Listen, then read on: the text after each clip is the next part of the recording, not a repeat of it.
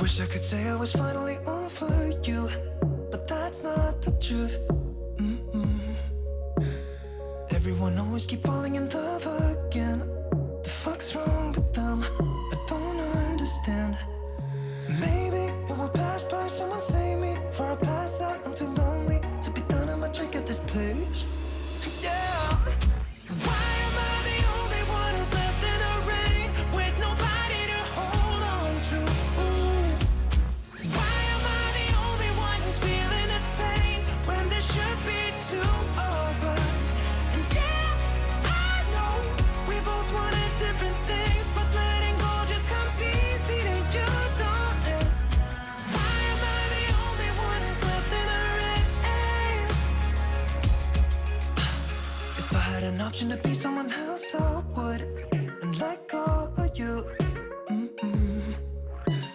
I know that I'm obvious, fuck it, I'm made this way. But why didn't I stay when I had the chance? Maybe it will pass by, someone save me. Before I pass out, I'm too lonely to be done. I'ma drink at this pace. Yeah. Why am I the only one who's left in the rain with nobody to hold on to? Ooh. Why am I the only one who's feeling this pain when there should be two of us? And yeah, I know we both wanted different things, but letting go just comes easy to you, don't it? Why am I the only one who's left in the rain? The only one that's left in the rain.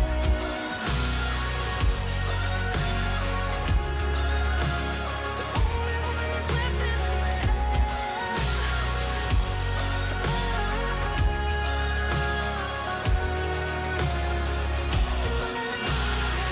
Am I the only one? Am I the only one? Am I the only one? Am I the only one? Am I the only one? Am I the only one? Wish I could say I was finally over you, but that's not the truth. Why am I the only one who's left in the rain with nobody to hold on to? Ooh. Why am I the only one who's feeling this pain when there should be two of us? And yeah, I know we both wanted different things, but letting go just comes easy to you, don't it? Why am I the only one who's left in the rain?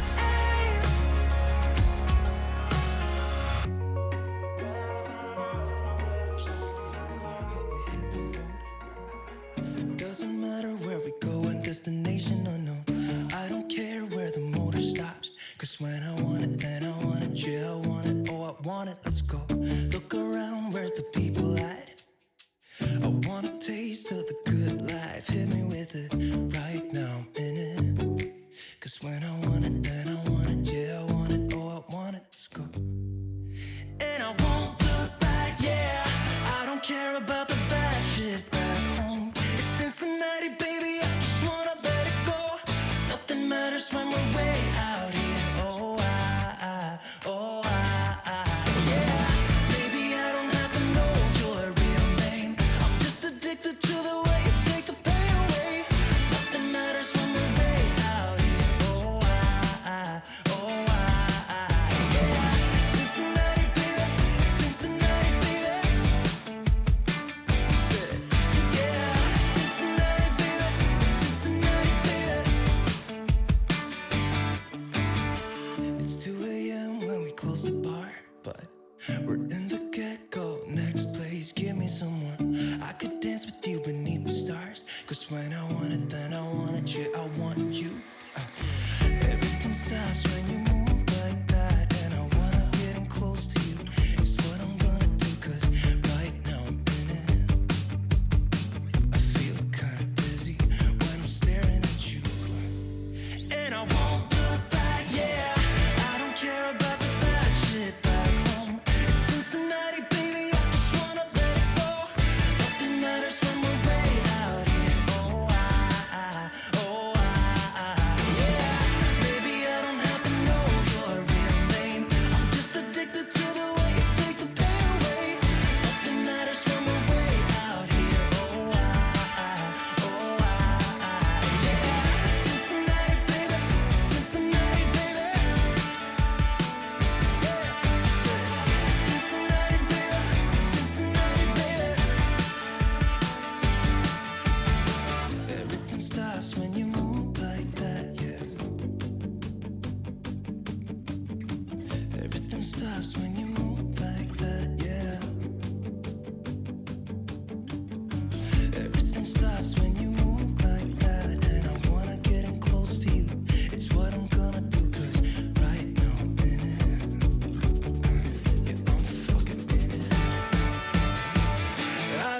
about the bad shit back home. It's Cincinnati, baby, I just wanna let it go.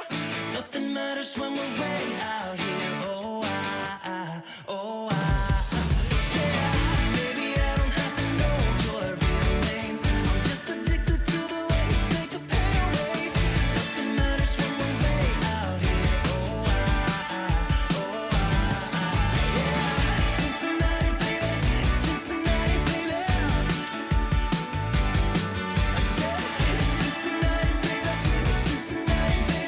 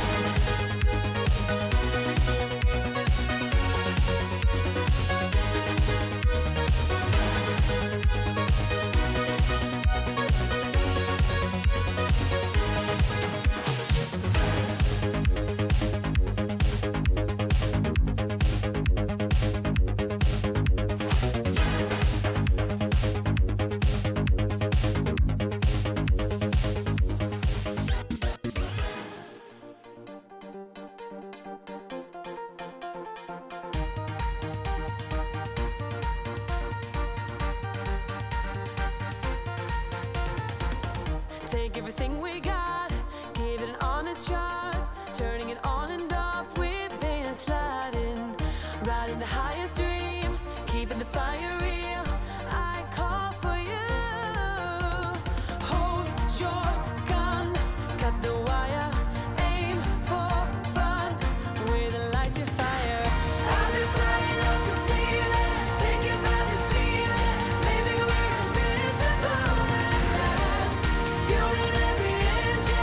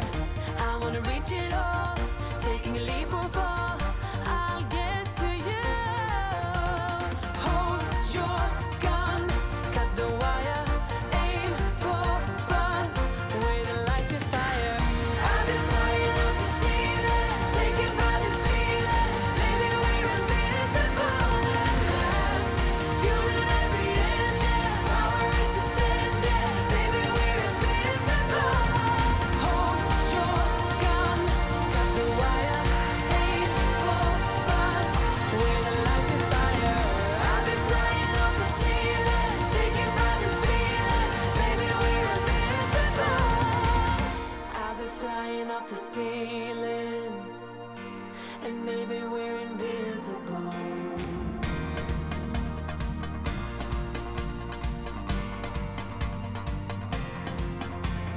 Hold your gun, caught the wire, aim for desire. Hold your gun, caught the wire, aim for desire. Hold your gun, caught the wire, aim for desire. Hold your gun, caught the wire, aim for desire. I'll be flying to make you believe.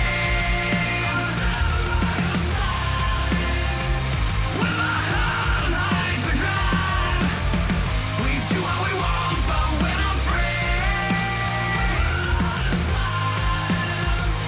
With our hearts on Hyperdrive.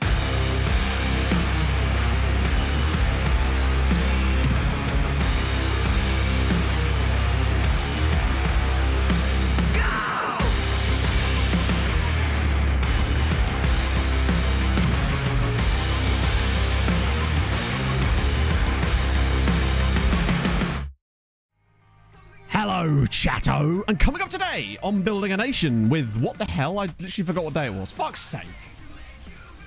I knew something was going too well. I was like, hello, chatto, going straight to the next part of the fucking intro.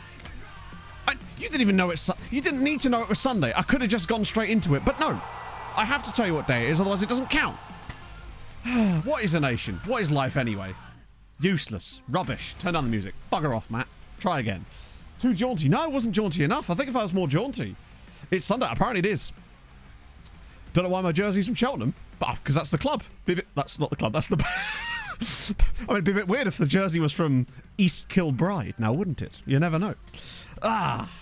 You'll love to see it. I mean, everything else has gone wrong, but we'll take that. So, catching up. Legal Dino, thank you very much for the attempted sabotage in which you failed. Thank you for the 9 months. That's a Twitch Babby. You'll love to see it. Jury Podguy, sorry if I've said that incorrectly. Thank you so much for the follow. And AC3 Gaming, thank you very much for the 6 months on top of that as well. Passes for rogue. Maybe. Bente, thank you for the 100 bits. Why's my watch going off? Just more FMFC shit. Ah, dear. It's probably from... I mean, yeah, let's be honest. It probably is. Actually, I don't know. I've done it again. I've pointed to the wrong side because I'm looking at me here going, hey, just look down. Just look down. That's fine. I'm good, Bente. How are you, man? No idea what Cheltenham is. Oh, yeah, but that's FM knowledge, isn't it? That's just FMness. I saw the shirt and I was like, you know what? Yeah, today I'm going to wear the Cheltenham shirt because I actually really like this top. It fits really nicely and it just, yeah. Mention my hometown. No way. You're from Cheltenham. There you go. You'll love to see it. Welcome in, friend. Port Ilshrew. Baby ain't nothing but mammals, so let's do it like they do on the Discovery Channel. That wasn't Port Ilshrew. That was Twossock with the 41 bloody months. How's it going, man? And Port Ilshrew. Now with the 100 bits. There you go. You'll love to see it. Gitos Gaming as well. Thank you for all the follows this morning. That's bizarre, but I'll take it. Thank you, friends. Oh, East Kilbride. Yeah, I have no idea why, Diablo. I thought East Kilbride. I was actually thinking East Fife. And then I got East Fife and Kilmarnock stuck in my head. And then my brain came out with East Kilbride. Knowledge and whatnot. So there you go. Now you know how my brain works. Or more likely doesn't. His hometown is actually China. It's just true. East Kilmarnock. I mean, technically there is an East Kilmarnock, isn't there? Really? There's an east, north, west and south of everything. If you try hard enough. Technically, I'm just in southern Edinburgh right now. If you really stretch the boundaries. Ooh, Stewie, which one? Because I've been looking at, trying to find a way to buy a cheap version of the new Fulham shirt, because I am not spending £70 on that. But I do really want the Barbie Pink second kit, which I don't think we've actually worn yet this season, which is annoying. To the southern, exactly, you're southern Scotland. I'm in very, very, very southern Scotland right now, otherwise known as Essex, the extreme south of Scotland. Well, maybe not Scotland, but... Yeah, no one cares about Craggy Island. That's gone. Sufisu is true. Essex, bruv, exactly. East Jersey Shore. I mean, very, very, very East Jersey Shore, but yes. Scandis, Western, yes. Yes. Or is Scotland Eastern Scandinavia? Just ask the Vikings, I suppose. We making moves today, friends. We've got stuff to do. One thing I don't have, though, is anything to catch you up on, because we literally finished last stream like a week before this.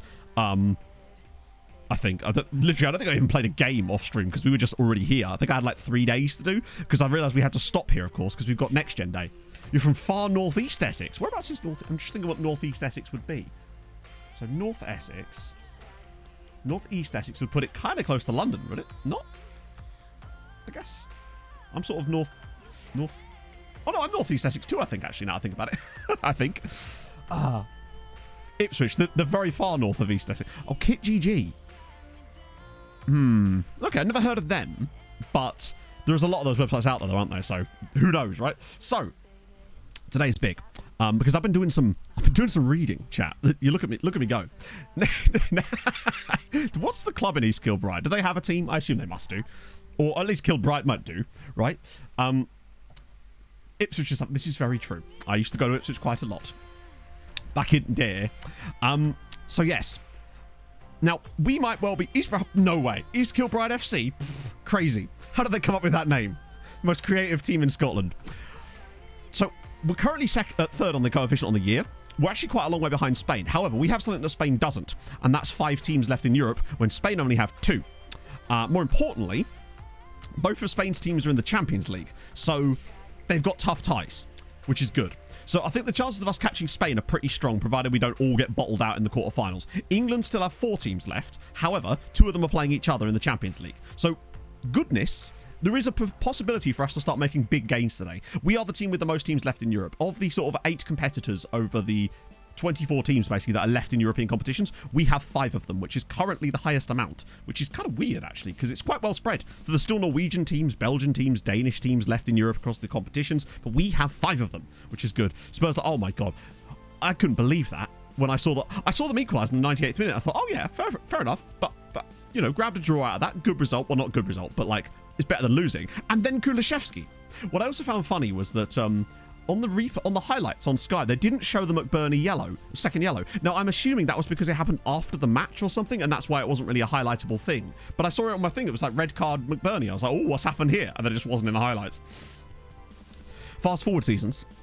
Well, there's nothing. I mean, if we fast forward seasons, we would just be missing out on loads of stuff, and I don't really see the point in fast forwarding. Because bear in mind, what I did when I fast forwarded last time was I sort of sped it up to how it is now, and we've kind of been doing that the entire time, really. I'm not sure how we'd fast forward it any more than we already are, really, without missing stuff that's quite important. CC Space Cadet, thank you very much for the follow. Oh, it's for Descent. Oh, it's weird, because they never showed it in the highlights, which was what confused me. I'm used to seeing, you know, everything, at least like that, in the highlights of the match, but it wasn't on the Sky highlights, but I guess it was kind of just a meaningless thing. Silly from McBurney, though, I would suppose. So Vaduz, of course, have had some reasonably good seasons in Europe. They've carried the Liechtenstein banner these days. Madison penalty. Yeah, they did. Oh, no, not Match of the Day. I don't watch Match of the Day, but they had it on the Sky highlights, which, again, I thought was wild. How that isn't given. Like, it's one of those ones where it's like, yeah, it's soft, but it's definitely a penalty. Like, I would want that given as a Fulham fan. Like, if that was a Fulham player, I would want a penalty for that. But there you go. It was a display, and I can't wait to see the referee highlight show. That's always going to be fun, isn't it? Don't do transfer window stream. To be fair, we barely do transfer window streams now. It's just like, imagine that. Oh right, yeah, no, I mean, fair play. It's a tough one. But they do have a player called Fabian Gassman. He does have a bowel problem. It's unfortunate for him, and our thoughts are with him at this difficult time. United are not doing great at the moment, no. Yeah, I must say, he didn't exactly help himself with the fall, but sometimes you just got to sell it, right? It's just one of those things. But yeah, if we didn't do the transfer window stream, we'd still have to do a stream there, because we do the finals are played at the start of that stream. So if we didn't do the transfer window stream, we would just sort of, it wouldn't make a lot of sense. There's no way I can really work that other than putting all the finals in the end of a stream like today. The problem with that is you then lose a lot of hype for it, and also it extends things way longer than it should be, and you end up doing more anyway, so doesn't really fast track it, basically, is what I'm saying. We used to actually do more streams with Treaty. We've got it down to a nice steady 4 at the moment, which is good. Any good Liechtenstein regions? Probably, I mean, this guy probably is their best one. He's got 70 caps for Liechtenstein. He's actually a solid keeper. And it's actually kind of wild to me that he stayed at Vaduz his entire career. He's still only 26, admittedly. 70 caps at 26. Even Liam Cooper won't have that. Liam Cooper? Actually, I'm curious now. How old is Liam Cooper? He might, you know. Not yet, you don't. But he might be on track for it anyway. Yeah, never mind. He's got 68 caps at the age of 24. Yeah, I know what you mean, James. It's mad. But at the same time, we do need, like, I don't know, really. I can see why people wouldn't want to do it, but at the same time, I don't think they handle it particularly well either. But I don't think that's their fault entirely. I think that's more of a the refereeing association sort of problem in many ways. Yeah, 4 a season is decent. It gets us through things, basically. Right, so it's the 30th, which means tomorrow is Next Gen Day. We all know the winner of Next Gen is going to be Janos. So I'm just going to say it now. MTK Budapest Hungarian. Unless you disagree with me, put your predictions in chat. But I think I can see there's simply no way that it isn't going to be Janos this season.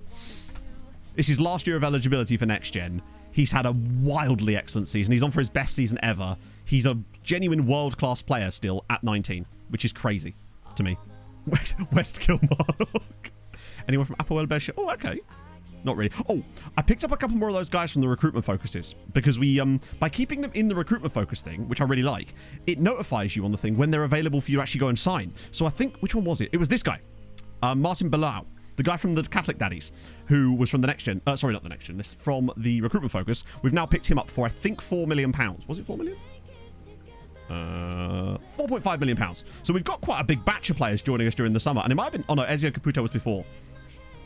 Everyone starts at 1. So today, my plan actually is to sort of get cracking and see if we could actually wrap up all we need to do before 1 o'clock. We might actually be able to see the start of the F1. Right, here we go. Next Gen. Shocker. Imagine. Ooh. Parade. Also, fair play on the Pachuca dude. He's still in there. Paredes in number 2 now for the Messi boys. Now, what have they been doing better? Seven Nation I. Those were the days. I haven't played guitar in years, and I really should. I'd like to pick that up again. I do miss writing and playing music and stuff. It's part of my life that I just seem to have completely forgotten. Also, by the way, the Thai guy is number 22. Bet fails again, standard.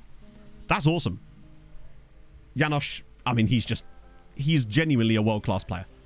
I mean, they actually considered him world-class player on one of the screens. He's technically only leading OTP Bank Leaguer at the moment, but I think he's getting there. Paredes he was another recruitment focus guy, I think. He's very, very good. And he's still only 19. 199. I don't know if this guy's going to be as good as that. I mean, I hope he is, but all the signs would suggest that he probably isn't. Wait. Kekshkemet have a guy in here.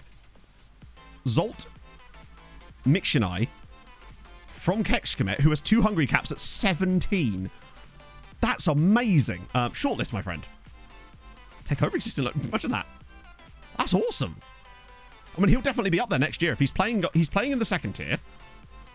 Oh, well, I think at the moment we just keep an eye on him, but that's awesome. Cisse, we already know about him. Laucom's in here too. Not surprising there. He's very good. I wonder how they got him, considering the draft and whatnot. Unless they got him in a year that we got someone that's equally good, or maybe it's just that he's not actually that good. He's just playing loads. Like, he might just have a really high CA and quite low PA, and he's playing a lot, so he's managed to develop a little bit more. He's very good, but we can't sign him. Ooh, Mitic. He plays for Rapid. We'll scout him anyway, but I suspect he'll be super expensive. Andrade of Deportivo Guadalajara. Oh, no, we already know about him. Enzo is one of our guys. He's another recruitment-focused dude. He's the Valladolid dude. Ibrahim's at Dortmund. Wait, hang on, what? Kishvada have a player in here that... No, not Laucom. I don't think we need to, honestly. Like, we need him around. He's a first-team player. There'd be no point in learning him out at this stage. Transfer room idea. I don't know what it is, honestly. This is the thing. We were discussing this in the Discord the other day. I don't know what it really means and how it's going to change things. But I'm excited to see what they have to say about it. I'm very excited to see it. That's for sure. Quasi. Ooh. Seth Quasi of... Oh, he's on loan from Porto. Damn it. Oh, hang on. Guy at Junior FC, although we already know about him. Which way? Who's he wanted by? Oh, Haladash. In that case, we'll just let that be. Brazil was signed for 60k. Oh, it's another one of their cheeky ones. 65k. It's like our guy, Fabio. Gomez here. Yeah, if they've already got star ratings, it means he's already scouted them. Lopez is all known from us. That's fine. Ugarte is at... Yeah, he's at Stade Rennais. I'm more interested in the fact that this dude is on the next gen list. I guess it's just because he's playing, but I didn't think he was that good, really. I mean, he is quite okay, but... I mean, maybe. Maybe he's just going to have a solid career and it's enough because he's playing. They've got that guy. That's, Ryan Lacan. We see him every year. Marcus is Benfica. Alacon is one of our dudes, but that's cool to see him on there too. Another dude from Pachuca. Pachuca are trotting out players. Hang on, who? Rocco Clark. I know we've definitely looked at him before because I think we would have noticed him when we were going through transfers, but just the fact that Halalash signed a guy from Chile called Rocco Clark. Any other... Born in Recoleta, he's just fully Chilean. This modern life is amazing, in it just. Montiel's one of ours. Dabo's at Benfica. LSH's in there. Cardoso. Ooh, Escuto. Okay, he's not awful. But we already know about him. Villani. Who are you? We don't know about you as well. Guy from Southampton. Wojciech Wuszak. Not bad. Runye. Okay, Runye. Yeah, fuck it. We don't know about him, so worth giving him a scout. Ooh, a guy from Sparta Rotterdam who I've... Oh, actually, he's got quite good physicals. He's obviously been scouted before, but he does have quite good physicals. Sure. It'd be really expensive, though, because Ukraine. Oh, no, I've looked at him before. He was the Costa Rican dude that wasn't as good as we thought he was going to be. Galvez is a Peruvian that plays for Tigres, which is kind of sick. A guy from Osijek? Not been scouted yet. Oh, he's on loan from Inter. Shit. Murariu. Not been scouted yet. Oh, look at him. 7 caps for Romania as well. Irala. He's a bit alright. You're at Benfica, but it's cool to see Benfica have a Honduran. Oh, this guy's Nicky Miller. A Norwegian playing in Belgium on loan from Inter. What's happened here? Oh, he was... Wait, so he's a Norwegian-American on loan from Inter playing in Belgium, but he was born in Hustadvika in Norway. And he can speak Norwegian, Swedish, English, Italian, Dutch, Spanish, and Danish. I don't know. It's just occasionally he eats potatoes, and so therefore he can occasionally speak Danish. Could be the next John Carew. I read that as John Cena originally. Man is everywhere. In fact, I'm going to scout Nicky Miller just because he's intriguing to me. He's everywhere. You are on loan from Anderlecht. Wow. God damn, St. Lawrence have some lovely, like, loan agreements with you. Look at the state of this dude. Isam Lalali. Lalali is a great name as well. And then Jevtic right at the end of Red Star, dude, we don't know about, who looks... Oh, he's quite interesting as well. Right. That's good. How many did we have this time? 11. I think the most we've ever had was 14. That's not bad going. Oh. Yeah, some fun nationalities in there is what we like to see. Because we've got that Mozambique... I think he's Mozambique dude joining us. So that could be... I mean, he's not going to be great, is he? Oh, that's not ideal. Didn't scout the Red Star play. Oh, shit. It was Jevtic, wasn't it? Not spelled like that, though. This guy here. Oh, no. Wow. Not only did I scout him, we apparently... We just got loads of information immediately there. How many more... I don't know. We're looking at 2 or 3 probably, because if I'm going to be away for 10 days at the end of the month, start of next month, and we don't know what's happening really with FM24, we will definitely get through, obviously, next season. The one after that, likely. It just depends, really. We're just sort of playing it by ear right now. Baddies and Metal Gear Solid. That was the Lalilulalo you're thinking of, I think. Because we need to sign a guy called Shalashaska. Mentoring. Doing its thing. Hey, Desolate. Oh, hello. And thank you for the Prime as well. That's really kind of you, sir. Hope you're well. Yeah, it does weird stuff like that sometimes, Sabika.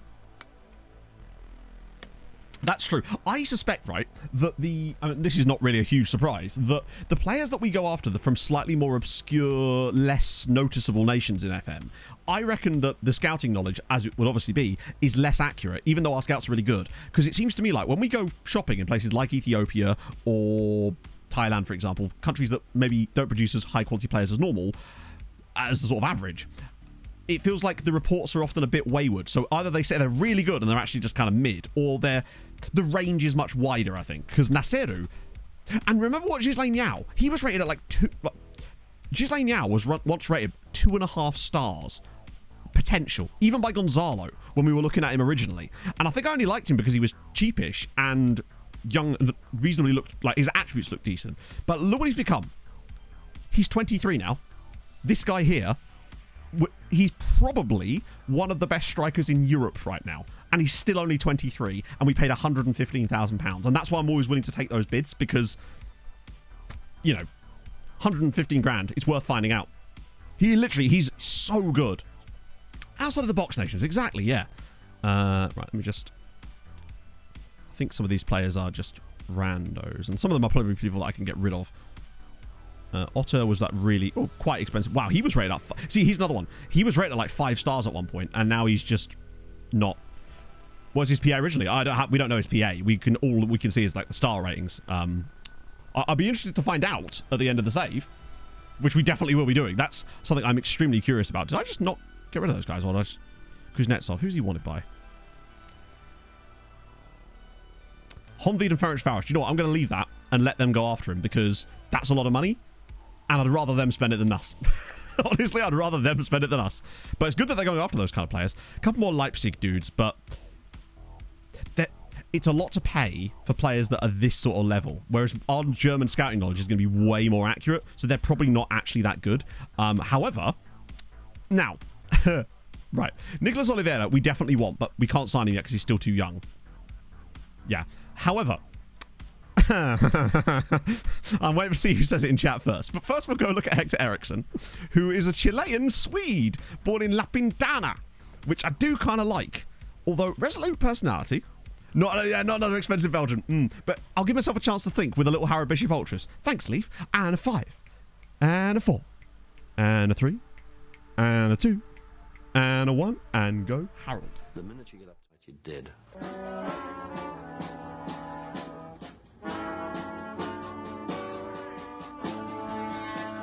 I got through Harold and I'm in the house where the coffee's green and the food is grouse. With sandwiches and lasagna too. Ice cream sundaes for me and you. I got through Harold and I'm in the house where the coffee's green and the food is grouse. With sandwiches and lasagna too.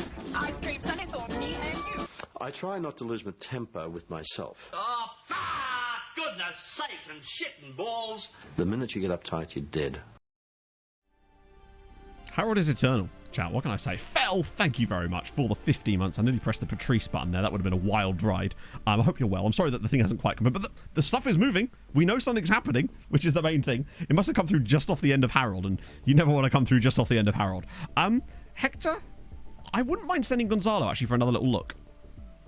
Because something about those, like, 2 extra stars there is concerning to me. Save's going very well. This season is stacked up. No, so this is the thing with Steve Hardy, right? Obviously, he's brilliant. The question becomes, and he is worth that kind of money, probably. But the question is more, do we need him? Then again, right? He is kind of the natural replacement for Velázquez. He has no tackling ability, but he is very Velázquez-y. Particularly as he has the... he's got the mobility as well. And it's like, would that be the perfect replacement for Velázquez, who is 37 now, going on 38, and I suspect he's going to retire soon. He's great CM, yep. Could play further up. And he's called Steve. Steve! Anything we don't know. He's born in Bruges. Volatile. And it would be another Hardy. It's a release clause too. I'm kind of tempted, you know. I think he's... Yeah, they will start playing as a striker. That finishing ability is really cool too. He can play all over the place. Can he jump off a ladder? I guess we'll have to find out. I am very tempted. Yes, Saz skin for FN24 is... Yeah, I do want him, don't I? Fuck. I feel like that release clause as well is making him super cheap. Yeah, what's his competitive streak? Ah, he doesn't have a competitive streak. Hello, Saz. Speaking of, it's the man himself. He's very good. I've been seeing him for a little while, but the thing about him was he's remained consistently as like an A+ rated player. And we'll get rid of these, so he's not expecting stupid stuff. But honestly, get rid of that. Yeah, I want a little bit more, but that's fine. Basically, Saz, we were just debating over signing yet another overpriced Belgian. See for a while. Yeah, so as in he was on the shortlist. He's been coming through scout reports, but I was just waiting to see if he would drop off, basically. But he just kind of didn't, and he's been developing like crazy playing for Club Brugge. And we are looking for that natural replacement for Velázquez, and I think it's him and Leal. Leal's got better defensive capabilities because Leal is more of a DM that can pass a little bit, but man is quite good. We're not great on finances right now, but we're in a position where I still think we can make some nice sales in the summer and keep things tided over. Plus, also our wage bill is dropping over the next couple of years because of losing players from the loan farm that don't matter so much. Yeah. Oh no, we were talking about the skin, Saz. Hey, Wolfie. We were someone was asking if the Saz skin was coming to FN24, and I was confirming that in fact yes it was. Not only that, there's some cool like preview stuff for it in the Discord, in the Saz channel of the Discord, and it's dope. Right, cool. So we've got Kishvada, then PSG. Right, we're good to go. Hopefully we can sort out that Hardy deal before then too, which would be ideal. Oh, and he's in. That didn't take long, Christ. So he's another one set up for the summer. We're actually spending quite a lot of money prior to the summer as well. It feels like there probably won't be that much transfer business across the summer because this is already our summer transfer business. All of these players, 1, 2, 6. Fuck it, this is basically a full team. We've just signed a full team there. That's just classic 11 dudes. Literally could play a nice 4-4-2 out of these guys. Can we? We kind of could actually. Goalkeeper, centre back can play fullback. Fullback there. Got nice little wide player there. Wide player, centre mid, another wide player there. Striker and a striker. Nice little 4-4-2 out of that lot. Not bad. What's this? Oh, that's amazing, Wolfie. Congratulations. That's so awesome. You'd love to see it. A Fulham Man recruitment vote. Yes, it is. It's a guy called something Moore. He's actually he's Canadian. This guy here. It's a Canadian centre-back. I saw him a few years ago when I was looking through the reports, but obviously quite expensive. But it's interesting that he's now come through the recruitment focus. But yeah, Fulham have a Canadian centre-back called Scott Moore, which is kind of sick. Born in Stratford, Ontario. Not to be confused with Stratford, London. What team to do on FM? Whichever team you like. That's the beauty of it. Paul with the gifted sub to Wolfie. That's so kind of you, man. Players cannot increase their PA. No. PA is fixed. Well, I'll say fixed. It's fixed once the game starts. There is like certain players in the database that have got like PA ranges, but once the game starts, it's fixed because otherwise that would be a bit silly. Stratford, Ontario. Yeah, exactly. It's like Stratford-on-Thames, but it's Stratford, Ontario. Now you're getting it. Right, so this is rotation. Yeah, but I always forgot. I forgot about perchance. What am I doing? Petro, Raposo, Edvaldo, Nasaru, Jair, LSH. God, I love being able to rotate our backline. Give me some examples. Like I said, John, perchance is your answer. Perchance will give you random save ideas. And if you don't like the one you get, spin the wheel again. It's brilliant. It's a really cool piece of kit. Right. Where's Van Dam? There he is. Petrov, Raposo, Edvaldo. I want to play Big Manovic in that game. That's going to be... Yeah, we want a different wide player for this game too, if we can. Fuck it, Bobby. He's retiring at the end of the season. Let's go. Yeah, also, that's important to me. Like, if a player has a PA... Sometimes you'll see a player with really high PA, but they've got really low CA, and there's only so much they can gain over a certain period of time, basically. It's one of the things I've been messing around with in the agent video I've been recording, because he has really high PA, but his CA starts really low because of where he genned. And one of the things that's been a struggle for me is trying to get him the right amount of football to develop his CA. But luckily, chat, I spent 6 hours recording it on Friday, and we've done 4 seasons. That is going to take me a while. Things are a bit smoother now that I've managed to like sort things out a little bit, but it's yeah, that's going to be a long video to record. I already have like 3.5 hours of footage, so that's something you'll probably see. Might be the last video I put out before I go on holiday. Honestly, it's going to take a while. Auxerre using a 1. Oh, that's a tough one. That is a difficult one right there. Archie Gray. If it's a real player, he will have retired. There is no real players left in the database in terms of yeah, that. All the real players have now retired. Some of them still become coaches, of course, so that's why it's still worth checking, but yeah. Oh, dear. Right, let's go. I'm seriously so happy for you, Wolfie, though. Are you ready? You're never ready, are you really, I suppose? Plays for Leeds. Oh, fair one. Yeah, no, there's no more real players. The last one retired, I think, 3 seasons ago now. It was this Italian keeper who's like 40. He was ours. We signed him specifically because he was old. Yeah, no, at this stage, we're in season 26, so even a 16-year-old at the start of the game would be 42, to give you an idea. Ooh, scraped it against Kishvada, but nevertheless, the win is a win. Pushkas getting relegated, can imagine. Really scared. I mean, only one of my friends has a kid. And it's weird, I never saw him as that type, but he is like the best fucking dad. It's so cute when just see the way he is with his son. It's just lovely. Yeah. And I think some people just take to it, right?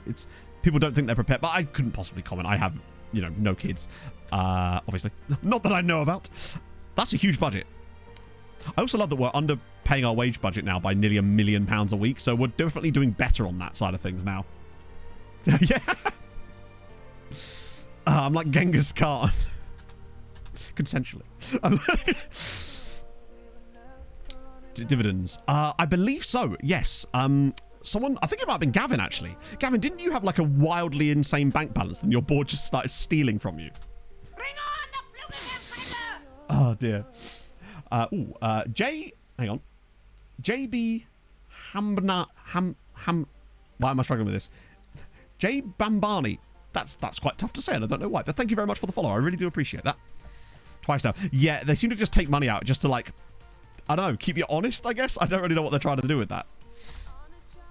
But I'll let you know when I ever get that much money in the bank in FM. It's never going to happen. The loan farm's too expensive. Ooh. I know we've scouted him before, but bar for lack of a better word, is good. Yeah, Halash have been a bit mid this season. In the league, anyway. Their goal difference is still decent, but they've just not been as good. It's kind of crazy that Ferencváros are actually the second best team in Hungary right now, considering how absolutely gopping they've been in Europe this season. Think about the Roman Empire? I have, and then it kind of got me thinking about how often I think about the Roman Empire, which is more than you would imagine. There's a lot of things you can rotate back to it, basically. Literally, when I was with my, I went to see my sister a few weeks ago. We were in Toaster, and obviously, I believe that's a former Roman town, and a lot of stuff from the Roman Empire came up. So it's just, yeah, it's just one of those things, I suppose. Like, I know it's a bit of a meme, but it's kind of true. Right, Bayern, do us a favour. Toaster, where's that? It's in, is it Buckinghamshire? I don't actually know what county it's in. But yeah, newish to Milton Keynes. Newish? Newish to Milton Keynes. Right, come on, Bayern. And you two, yes, thank you, Bayern. And that all actually doesn't matter what happens in that, really, does it? Scroll through inbox. I'm pressing spacebar, I think. So when you first get to it here, if you just press spacebar, it will just go through the inbox like that. Yeah, it's near Silverstone. Believe me, it's very near Silverstone. There's an awful lot of course it's Northamptonshire, yeah. You see an insane amount of ridiculous cars. When we were, yeah, it's spelt Towcester, but it's pronounced Toaster because English. We were at Starbucks and there was this like beautiful either 1980s or 1990s Lamborghini Countach there. It was like, oh, amazing. It sounded so good. Oh, hello, you're back. Toaster, that's the one. Nostalgia beat number one. Oh, I think I might know what game you mean. I think I used to play that too, potentially, back on my parents' computer back in the day. Still not a patch on the old pinball game, you know, the default Microsoft pinball game. That was a mood. Such as Roman. Castrum, Latin for fortress. There you go. We should call our tactic the Cesta, because it's the fortress, which apparently Brighton were basically playing against Manchester United yesterday. Also, what's going on there, man? Waterships battles. Yeah. Oh no, you only just found out about that, Quinn. No, you've missed out on so much like enjoyment knowing that over the last like 20 years or whatever. Like the watership battles, the sea battles they would do in the Colosseum was amazing, because when I went to the Colosseum when I was like 13 on this like on a Latin trip with the school, and yeah, they taught us all about that sort of shit, and I was just like, obviously barbaric and horrible, but kind of sick at the same time. Just do it without the murdering. What a vibe. Big old Froome. Yep, Froome, probably the most mispronounced name in the country, right? I think that's the vibe with Froome. Yeah, actually keeping his quality a little bit there. These guys as well. Roman archaeologist. No way. Firstly, that's sick. The fact that that's your job. That's so much cooler than what I do. I love meeting people with cool jobs, right? It's just fun. I need to tell my friends to get more interesting jobs, damn it. Minus the killing. Yeah, literally, minus the killing. And I think they should bring that back. Not the killing. The sea battles and shit in like... How dope would that be? Weird schooling. Yeah, so basically, no, this is the thing, right? My school would allow you to do Latin as a language, right? But only because the head teacher, that was the only thing he could teach. Right? He was like a relic from a previous time. So as a result, they had it on the curriculum. But here's the kicker. No one wanted to do Latin, obviously. What's the point? It's a dead... I say, what's the point? Like, if you're going into certain sciences, I can actually see there's a relevance for it. But as, like, a 13-year-old choosing your language, you're not thinking about that sort of stuff. Oh, brilliant. What a perfect time to freeze. But the Latin course did a trip to Italy every year. And that was the only reason that people took Latin, was because it was a thing you could do every year. So naturally, I thought that would be kind of fun. They eventually let some of the guys off the Italian, guys and girls on the Italian course here, and we were just, but yeah, it was pretty sick. Big Viking style show with big ship. That sounds dope. There's an airfield around, well, sort of around here, that has, it's Duxford. They have like the massive air show a couple of times a year, and it is sick. Pog really wants me to take her at some point. Had to do 6 years of Latin. Wow, that's wild. 4:10. On Sundays we start at 10. It's because of usually on a Sunday the first Premier League matches start at 2, and the F1 usually starts at 2 as well. So it means that we weren't like clashing with football and stuff. So it made more sense to do it earlier on a Sunday. Football school field most of the time we got caged indoors. Yeah, I mean, yeah. Pretentious public school, but yeah, I mean, this obviously wasn't that. This was just, it was a normal school. I say normal. It was a very old school, but yeah, that stroke crash was wild. Oh wow, they actually picked the correct team. Oh wait, hang on. With Wagner, do we want Wagner or Romero? Is Romero injured? I think I still want Romero at the moment over Wagner, but the rest of that is looking very good. I want Schumacher on the bench though. Yeah. That's a really strong lineup. I think I'll start Janosch off the right, even though they swap, just because he seems to play better sometimes when he's there. Although, actually, it's a trek. Now that I think about it. Nah, I don't know. It doesn't really matter, does it? How have they managed to put a car together today? That's crazy. Like a modern car look like this. Isn't that... Yeah, I think it's because people see motorsport accidents, people that don't watch a lot of motorsports, and they'll see bits breaking off in certain ways, and they don't understand that the cars are designed to brake in a certain way to reduce the impact forces and to also prevent dangerous things from flying around and hitting. If stuff is still attached to the car, it can like do all... It's the same in NASCAR. It's... Certain things are designed to bend and brake in certain ways to make it safer. But I can sort of see how, from an outside perspective, you'd look at that and go, fuck. Also, Lawson getting top 10. That's sick. Really pleased for him. He seems like a nice chap. Oh, Janosch is a full-time starter now. Bro is literally a 4-star current ability player now in this team. He is phenomenal. What a player. Now, the question is whether we can beat these chappies here with their... is it Philip Cunningham? Yeah. This guy, they actually signed for like barely any money because Liverpool didn't want him. What a mistake that was. With an aging Giorgio Vaglia, they... Yeah, weird. Need him to take a part. Oh, really? I see. Was he hurt? Right, let's go. Champions League, PSG, home game. Let's set it down. Yeah, what was that with Red Bull? Because I didn't watch the qualifying because I didn't realise what time it was on. I figured with time differences in Singapore, I figured it wasn't going to be at a time I could watch it, and then my mate just put something in the group chat. I was like, shit. So what happened to Red Bull? Were they just slow, or was it like a strategy problem? We didn't get a celebrator for Janosch. We'll do one after the game, or we can do 2 if he has an impact in this match. 0 grip, really? Wow. A rarity. Oh, by the way, it's 2 Hungarian sides playing in the Champions League today. Can Honvéd stay in it? Probably not. I suspect they'll probably lose like 3-0, which is a shame, but I can't be too surprised. Oh, a quick free kick to the shortest player on the pitch. Excellent. Less of that. It's mad that Velasquez is still able to have an impact at 37 going on 38 in this first team. I guess it's because the role he plays doesn't resolve... I think he might be a little offside there. Yeah, so I heard something about the new technical directive, but I didn't see the specifics. So do you reckon that would have affected them? I mean, not that it matters. They're going to win the title no matter what. Yeah, look how far offside he is. Do we really need VAR for that? Yeah, I'm a very casual F1 watcher. I'm the kind of... I watch the race if it's on at a time I can watch it, but I ain't staying up late or getting up early to watch it type of vibe, you know? Go on, nice interception there. Lovely stuff.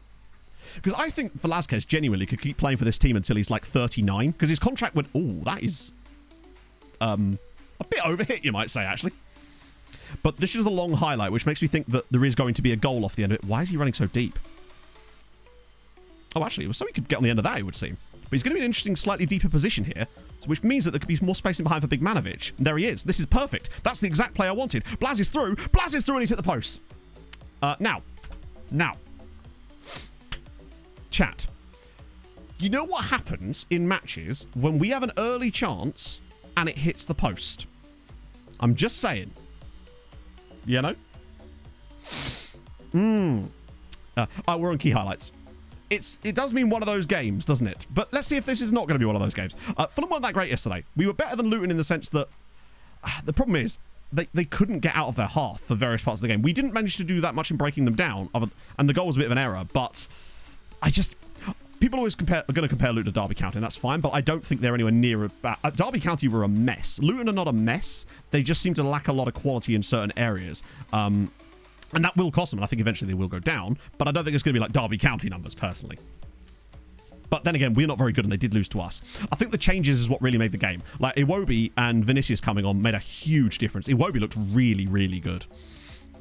Yeah, I think the atmosphere they can create at home, there's going to be matches, because there's going to be some Premier League teams that are in absolute turmoil this season, and Luton will get results from those moments. There's Durin on the header. Is this going to be another one offside? Yeah, okay. That's the second offside goal of the game. So we've had a post hit and 2 offside goals. It's very hard to break them down, yeah. And frankly, I don't think we would have done if it wasn't for the mistake where Kaminsky sort of spilled the ball into the path of Vinicius. I didn't really see us creating a great deal after that, really. And Luton did sort of fire some stuff towards the end, but I don't know. Only the season, yeah, true. Because I remember the goal, because it was against Newcastle, wasn't it? Derby's win. I think didn't Matt Oakley get the winner? I might be wrong about that. It's weird if it'd be weird if I actually did know that information. Edvaldo again, driving into the box, smashes it at goal and it's tipped over. Oh, of course you'd remember that, Adrian. So far, we look pretty decent against PSG here, but we've already hit the post from a good position, had another good chance, and 2 goals disallowed, which is never great as an omen, I suppose. Ooh. Yeah, that chance for Woodrow. Also that one for Lockyer, that sort of glancing header that he kind of messed up a little bit. Like, I guess it's because he's more... Oh, obviously he's a defender, isn't he? So... Is Barkley injured as well? Did they just choose to... I think the thing that really changed the game for Fulham was by taking off Harrison Reed and bringing on Iwobi, essentially we were playing with, like... Pelini was kind of left to just do all the defensive stuff, and Iwobi was just basically bombing forward from that sort of number 8 position, but he was almost playing like a deep 10, I suppose. He was everywhere, and I really can see why we wanted him. He brings a lot to the team, just from a pure, like, he gets about the pitch, but he makes some good decisions sometimes. He had like a poor, oh my god, that's wide again. Mitrovic said, no, I didn't. Was he been mouthing off with his quaver ankles? Yeah, Iwobi looked really good when he came on. And Vinny looked decent coming on the pitch as well. Now, we didn't play him out wide. Occasionally he ended up in a wide position, but that's just the way that our midfield works. Like, Harrison Reed makes these lovely little channel runs, and Iwobi has got the exact type of game that can pull that sort of stuff off. Finally moved to a big club. Oh, really? Has he moved again? Wow, that didn't last long, did he? Who did he move to? Come on. This is the kind of play we need. And again! We are so... This has all the hallmarks of we miss a lot of chances. PSG score their first opening of the entire match. Good defending. 2-0. That's happening, isn't it? So far, we look all right, but... Williams Younger. Yeah, he's sort of shown his true colours a little bit there, hasn't he? Shocker. Ah, dear. I mean, yeah, I agree. Main player. Every club he's played for so far in his career is a bigger club than ours. Finally, I've moved to the smallest club of my career. But, I mean, he's just pandering, isn't he? You know? And that's fine. You know, I think a lot of us would retire at 28 if we could, right? Can pretend to be a league striker. I know. Which is, I just find it so strange because it's just like he could have been, like, he could have got to move to a big side and actually become an elite striker. Oh my god. The touches, man. Okay, good interception. This is a weird game. Oh, here we go again. Blas Durin, he's through on goal, and this time he makes no mistake. And that is onside. MTK 1, PSG 0, Janosch with the assist, Blas with the goal, and that is why Janosch is so important. That is Janosch's 15th assist of the season. He's the top assister in the team. He just has this lovely little vision for a pass. That great touch there from Durin is brilliant. He's got 3 defenders around him, but it's such a cool finish too. Bottom corner, 1-0. Right, let's go get a second one. Pan of a bigger... Yeah. And I guess it's just because the opportunity never presented itself prior to that. But the thing is, what I will say is, Guy could have moved to a big side at previous times with Fulham, but instead he signed a new contract when we were relegated to the Championship. Now, maybe that was just because he was coming off of a season where he hadn't played as much and his stock was quite low. But I don't know why. Anyway, Janosch time.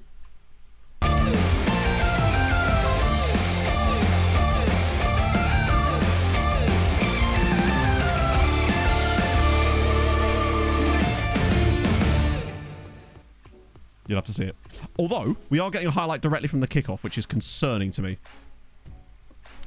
Personality. I mean, people always say that, but to be fair, up until you know what, he'd never had a red card for Fulham. He'd never even really had too many. He had that one suspension for that issue with the Leeds player once, but other than that, I thought I was going to be given as a penalty then. I think people sort of just look to certain events, but that being said, you can't really ignore that, can you? Romero's ball in, and it's a foul over the crossbar. Oh, you know what? Newcastle, fair enough, but during his Fulham career, he really didn't show, up until literally the final few moments of it, that much of a sort of preponderance for that kind of thing. He was still a shithouse, obviously, but you want that in your team as Janos is driving into the box and Janos drills one over the crossbar. Ah. Watch him in Belgium too. Oh, no, of course, but he... Okay. But that's even earlier in his career, isn't it? So my point being, I've watched him at Fulham, which was more recent. So people can evolve, but clearly there was still an element of that there. Yeah, so unfortunately there's a person with a drill in one of the gardens just sort of over there. Unfortunately. But I can't do much about that. No, that's next door's dog. Let's see. Dog with a drill. Doing a bit of DIY. It's the dog it yourself. Nope, actually no. Definitely not. He's having a poor day as Teixeira, so we're going to get him off.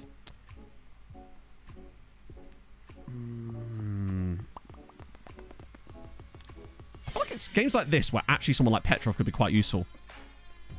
He always wanted a scrap, yeah, but man just loved a bit of a... oh, hang on. Interception. Janos, can he find the pass? Finds it. Oh, no. For once, his passing actually let him down, which is a big rarity with him.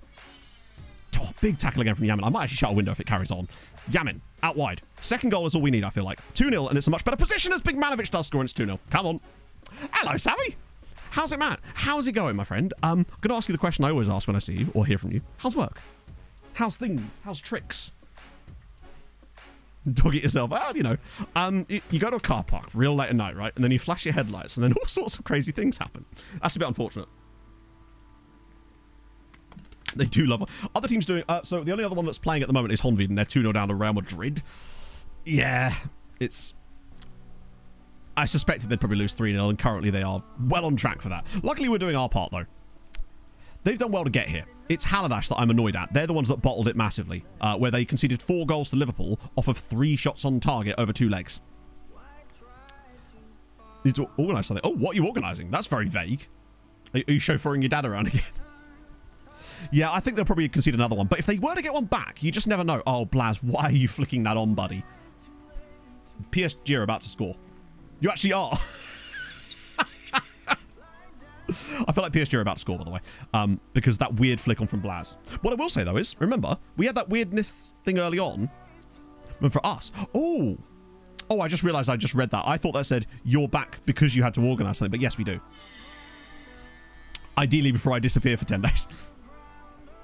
Yeah, Halash have been very unlucky there, but I just don't know what they can do about it. Like, in that didn't they have like 5 XG across both legs against Liverpool and scored 1 goal, and then conceded 4 off of 3 shots on target for like less than a single goal? When where? As in me? Oh, like not to the start of October, like end of the month kind of stuff. Pog and I just go to Devon for a bit, just to vibe. We'll get Yamin off for a little bit, just sort of freshen the back line up a little bit, just get some extra leggies in here, and maybe get Bobby on for his final. Probably his final Champions League appointment. They want. I mean, to be fair, they get linked with everybody, so you're never really sure exactly how much they really want him. If we come to Devon, no. Although, Sam, we do have a hot tub, so you know, I'm just saying. Holding out on us. That is a drill, but Wolfie, just in case you're wondering, that is not what a crying baby sounds like. So I don't want you to get the wrong impression. Viking is halfway there. I mean, that's just true. Sam, I was actually really close to you the other week. I was in Toaster, and it's just down the road from you, right? 2-0 win is really good. That's pretty much what we wanted. We can go to the second leg. We can fortress it up. Sorry, we can Cester it up. Why didn't you say you clout? Because I was busy. I mean, I wasn't busy really. I was going for a meal in Toaster. I didn't realize how close I actually was. Why did you say you clout? Ah, dear. You duplicitous taint in it. You know you're going to get an Instagram picture of me in a hot tub just being like, hot tub stream? It's a vibe. 50% weaker without him. Disagree. We won a lot of matches without Mitrovic last season on account of him being injured and suspended for much of the season. He did well when he played, of course, and he was still a very good player, but losing Polinia would have been far worse than losing Mitrovic to this Fulham team, as is evidenced by the fact that we have 7 points after 5 games and are looking kind of extremely mediocre, and that's fine. If we'd lost Polinia, things would have been a very different story. We would have, I mean, just watching him in the Luton game yesterday, that man tackles, him completing a tackle is like anyone else scoring a goal. Mediocre's better than shit, precisely. We're already like 6-7 points above the drop zone, and it's the gap that's really important. Just getting early wins are so damn key, particularly against relegation rivals, which, you know, Everton and Luton very much are. What crying baby sound like? Because I've seen a crying baby before? Like, have you never encountered an infant? Usually come to... Never have risen. Not really, no. Back at it there. Quite weak. I feel like people certainly praised a lot. Do you remember my preseason prediction about how Burnley would do much worse than people were predicting them to do? I still think that's a little bit harsh on them considering some of the teams that they've played so far, but they have not looked good. But we'll see. I think you get a better idea after like 10 matches, but I still don't think Burnley are going to be anywhere near as good as people were rating them to be. I saw people saying they were going to get top 10. And maybe it's just because they saw what we did last season and how teams like Brentford and Leeds have done in their first seasons in the top flight in recent years, but still. You sounded like that. Wow. Bet on 2 Polinia tackle. Yeah, pretty much. You can usually get away with Polinia completing tackles and also getting a card, although he somehow escaped one yesterday, and I don't know how, because he really should have got one. We've started very well. Right, let's go. Yeah, Ipswich looking very good, actually. So, Ziyech away at Dynamo Kiev. Mezhkovej are playing Spurs. Oh. And Kekskemeta away at Wolfsburg. I just want I want 2 of them to get through. I think it was a lot of that, but then what I would say to that is, do you remember when Fulham played like that in the Championship and then came up under Jokanovic and just got absolutely rinsed because we had no way of defending, weren't pragmatic enough to change our style, and then just kind of couldn't play that kind of football in the Premier League. And we learned that the hard way. Now, when we came out with Silva, we were playing good football, but then and Andre Schürrle, of course, we actually changed our tactics to be much more pragmatic. Fulham were quite a dirty team last season in general. Scott, Still thank not you so used much. to Sunday stream. Sick bang. What have I missed? What have you missed so far? Sick bang. Sick bang. Here's a Lovely fun stuff. fact. Head99, thank you for the follow. Biggest thing so far is we beat PSG 2-0. Honvita 2-0 down from their first leg, but it could have been worse. I want to see if they got mugged off, though. And we're about to do these games. In fact, before I do that, let me just check. Well, I don't know where Jokanovic is, actually. Ever since Sheffield United gave him the boot, which I still think was maybe a bit premature, but I don't know the details of that. Yeah, I mean, actually, it probably could have been worse.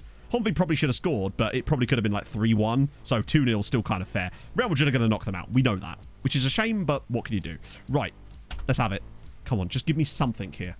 I don't want to lose all 3 of them at this round, because if it's only us going into the semis, it suddenly takes a very... Oh, big yes. Giamot with Beck. That Beck guy's really good. 2-0 win away from home. Mezhkovej to get a 0-0 against Spurs, probably the strongest side in the competition, other than Feyenoord, who are knocking out an English side, by the way. We should for us. Fair one. I mean, to be fair, he didn't start great at Fulham, but we gave him a chance, and I mean, we played some of the best football I've ever seen. We played under Jokanovic. That 24-match unbeaten run we had was wild. Allowed too much space. Yeah, they seem to be very attacking, which I guess when you are the stronger team on paper is going to work sometimes. I think they'll get some ridiculous results against certain teams, but yeah. They'll have to change something, presumably. Right, what about the other one? Ooh, actually, you know what? That's not bad. A 3-2 defeat against Wolfsburg is not the end of the world. Was it deserved? How the fuck did they get 3-2 out of that? I mean, let's say, because Wolfsburg was slightly the better side, 3-2's fine. It's just how on earth did they manage to score... How did they have this many shots and equate for so little XG? Were they just shooting from range constantly? But fine. What about Giamot? Yeah. Oh my god, they're very good. And what about this one? Maybe a little bit harsh on Spurs, but again, they're just not creating a lot of good quality chances, are they? No idea what to do with Berger. True. I suppose it depends on the squad you've got as well, right? To immediately show... Oh, so what you do... It's called a screen flow. So the way you set it up is you go into preferences. I normally just type in screen because it's like hidden. If you go to screen flow here, you can set up the game to show you certain competitions at certain times. So I have it set to show us the Conference League before and after match days. So on the day, morning and evening. for all of them, and that way it will automatically take us to those pages after each match. It's a way of keeping an eye on World Cups and stuff. It's just really cool. Yeah, I have a horrible feeling. I mean, Mezhikovic will lose to Spurs in the second leg. No doubt about that. Giamot are already 2-0 up. They'll probably be fine, but you never know. But you're right. This does have all the hallmarks of randomly Kekshkemet going out to Wolfsburg, despite being really good. Oh, believe me, Wild Hunt. We know all about that. I don't know if he's considered a wonder kid by the game. But, no, he's actually not. But, come on. Tell me that he's not, like, exactly the sort of thing you see from wonder kid play. Particularly when we signed him from an Ethiopian club. I've never signed a player from an Ethiopian club before, and the fact that he's actually good is crazy. He's still only 21 as well. He might be one of my favourite signings of the save. It's weird that he's not considered that, because to me, he looks like he's got... I mean, maybe he's just not got that very high PA, and it's just lying to us at the moment. When he turns 23, it will just drop, but still. Right, so Diel Shajori is rotation. That's today. What's going on? Mozambique striker. Dope. We're actually signing a Mozambique dude, I think. Or is he? He might be Angolan, actually. Let me just check. Obviously, he's nowhere near that good. This guy, Herdel Luis. Is he... Oh, he is from Mozambique. Yeah, he's not great, but he was... I think he might be free, actually. He's very cheap. 65 grand. It's worth it. Also, they're still not willing to give us any decent money for Cardozo. Man's worth £200 million, and they want to give us $4 million for a 50% of next healthy clause. That seems to have been utterly nerfed this year. As good as these players are, they're wildly out of our price range, annoyingly. But Gianni Pignatelli is a good name. Very solid name. What's the weirdest... Like, not the weirdest, sorry. The most, like, unexpected nation you've had a genuinely decent player from? Really high PA. Hang on. But Janosch was considered a wonder kid by the game, was he not? So that means he must have a reasonably good PA. England. Shocker. Andorra, that's sick. Did he gen at a Spanish club? Petrov. Severino, Edvaldo. We want someone other than you. We'll put Bobby Tree in. Ramirez and Naseru, Stojnic. I love that. Although, maybe Wagner should start this one, actually. Just to give him an opportunity. Liechtenstein, that's kind of cool. Where did he come through? Was it a Swiss club or something? Because I know it's the best Liechtenstein players tend to. Just how, like, all the best Luxembourg players tend to come through at, like, usually Dutch sides, for the most part. Occasionally Belgian teams, too, actually. Haiti, as well. Yeah, I remember I had a guy called Johnny De Pestra. He was Haitian. All the best Haitian players I've ever signed have all come from Czech sides. Same with Liberian players. Oh, Tanzania. That's dope. Right. So this is rotation. Let's go. We should be able to beat Diosjor, but... Next George Weah? No way. Is that what it's actually considered? That's sick. Moldova. Oh, that's cool. I don't think I've ever had a good Moldovan player before, actually. Zurich Academy. Ah, fair one. Yeah, CU Academies, when they hit, they really do be hitting. Oh, dear. That's a bit disappointing. Luckily, we're still 9 points clear, so it's not the end of the world. But Haladash are getting back to their best a little bit now. Who's this guy? Ziad Rayad, an Egyptian striker that they've got. Hang on, they're playing him over Blaz? Unless they're resting him. I don't know why they would be. A Comoran midfielder. It's funny you say that, actually. We've got a Comoran dude. This guy here. We did have a Comoran dude. This is Mohamed Batamanga, who... He's pretty good for a Comoran player, right? No vest. No, it's actually pretty cool today. It's like a nice 23 in here. It's lovely. Charlton Academy. That's... Wow. Yeah, that is unexpected, actually. There was a Fijian in this save here that I think came through at CU Academy, didn't he? San Marino came through a Mexican club. That's wild. Yes, I meant Harris. Sorry, yeah. You know what I mean. If in doubt, you know what I mean. It's Viking Superman with the 42 months. You'll love to see it. Je suis une baguette. Je suis une baguette, indeed.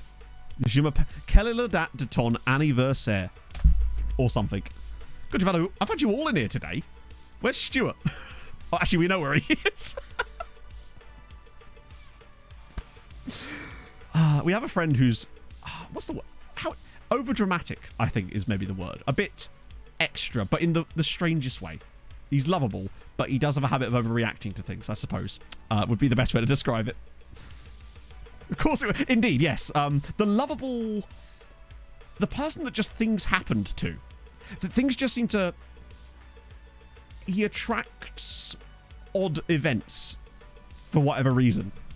Which provides the rest of us with great amounts of entertainment. Living a bit... Yeah, but also just weird stuff seems to happen to him. Of course. No, literally. When I was telling Pog about the latest thing last night, Viking, and well, I say telling her, I was giggling at my phone, and she saw like the group chat thing, and she was just like, "What's Stuart done now?" It's just like, everyone has one of those, yeah. Life happens. Yeah, indeed. That's a great way to describe it, actually, yeah. If you see this, Stuart, I'm sorry. I love you, really. Yes, we're doing Malta, Cheesy, in FN24. Which I'm really fucking stoked about, particularly from all the things that we've seen from the test databases so far. It's so sick. If you don't... I haven't seen Mental Brian for a while, Bobby. I did go to town the other day. No Mental Brian. Oh, yeah, sorry, I was like, what? But... I guess we'll take those guys. I mean, they're just there, I guess. He's injured, that's fine. I mean, it's not fine. Not fine for him, obviously. Mitchell Bryan's moved in with Stuart. Maybe. He's moved a long way then. Worse than Gibraltar as a league. No. Well, I don't think so anyway. Actually, let me just check that. No, Gibraltar is actually ranked the lowest in the save currently. Wait, no, it's not. That's on the year. My bad. That's because they've got 0 points this year. San Marino at the bottom. Malta is only just ahead of Gibraltar, though. They're below Wales and Kosovo. So that's the sort of level we're looking at. To give you an idea. In fact, Malta are only doing better this year because they got 1.16 points. So they're on the up. Technically, they're actually ranked lower than Gibraltar at the start of the year and below Luxembourg.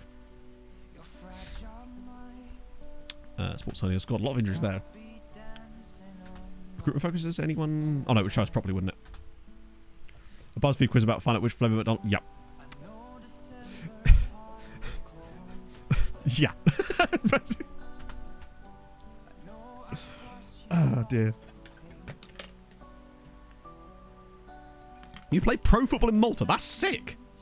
What team are we doing? Yes, we do. We're doing Sirens FC of Malta. Originally, the plan was to do a team called Nashar Lions, but unfortunately, Twitch censors their name every time we try to write it in chat. So we decided against that. Valera? Is that like Valletta, or is there a different place? Oh, you play for Valletta? No way. That's dope. An extension? I don't know, Bobby. That is all of them. That's terrifying that can even be a thing that can happen. Like, genuinely worrying to me that that's actually a possibility.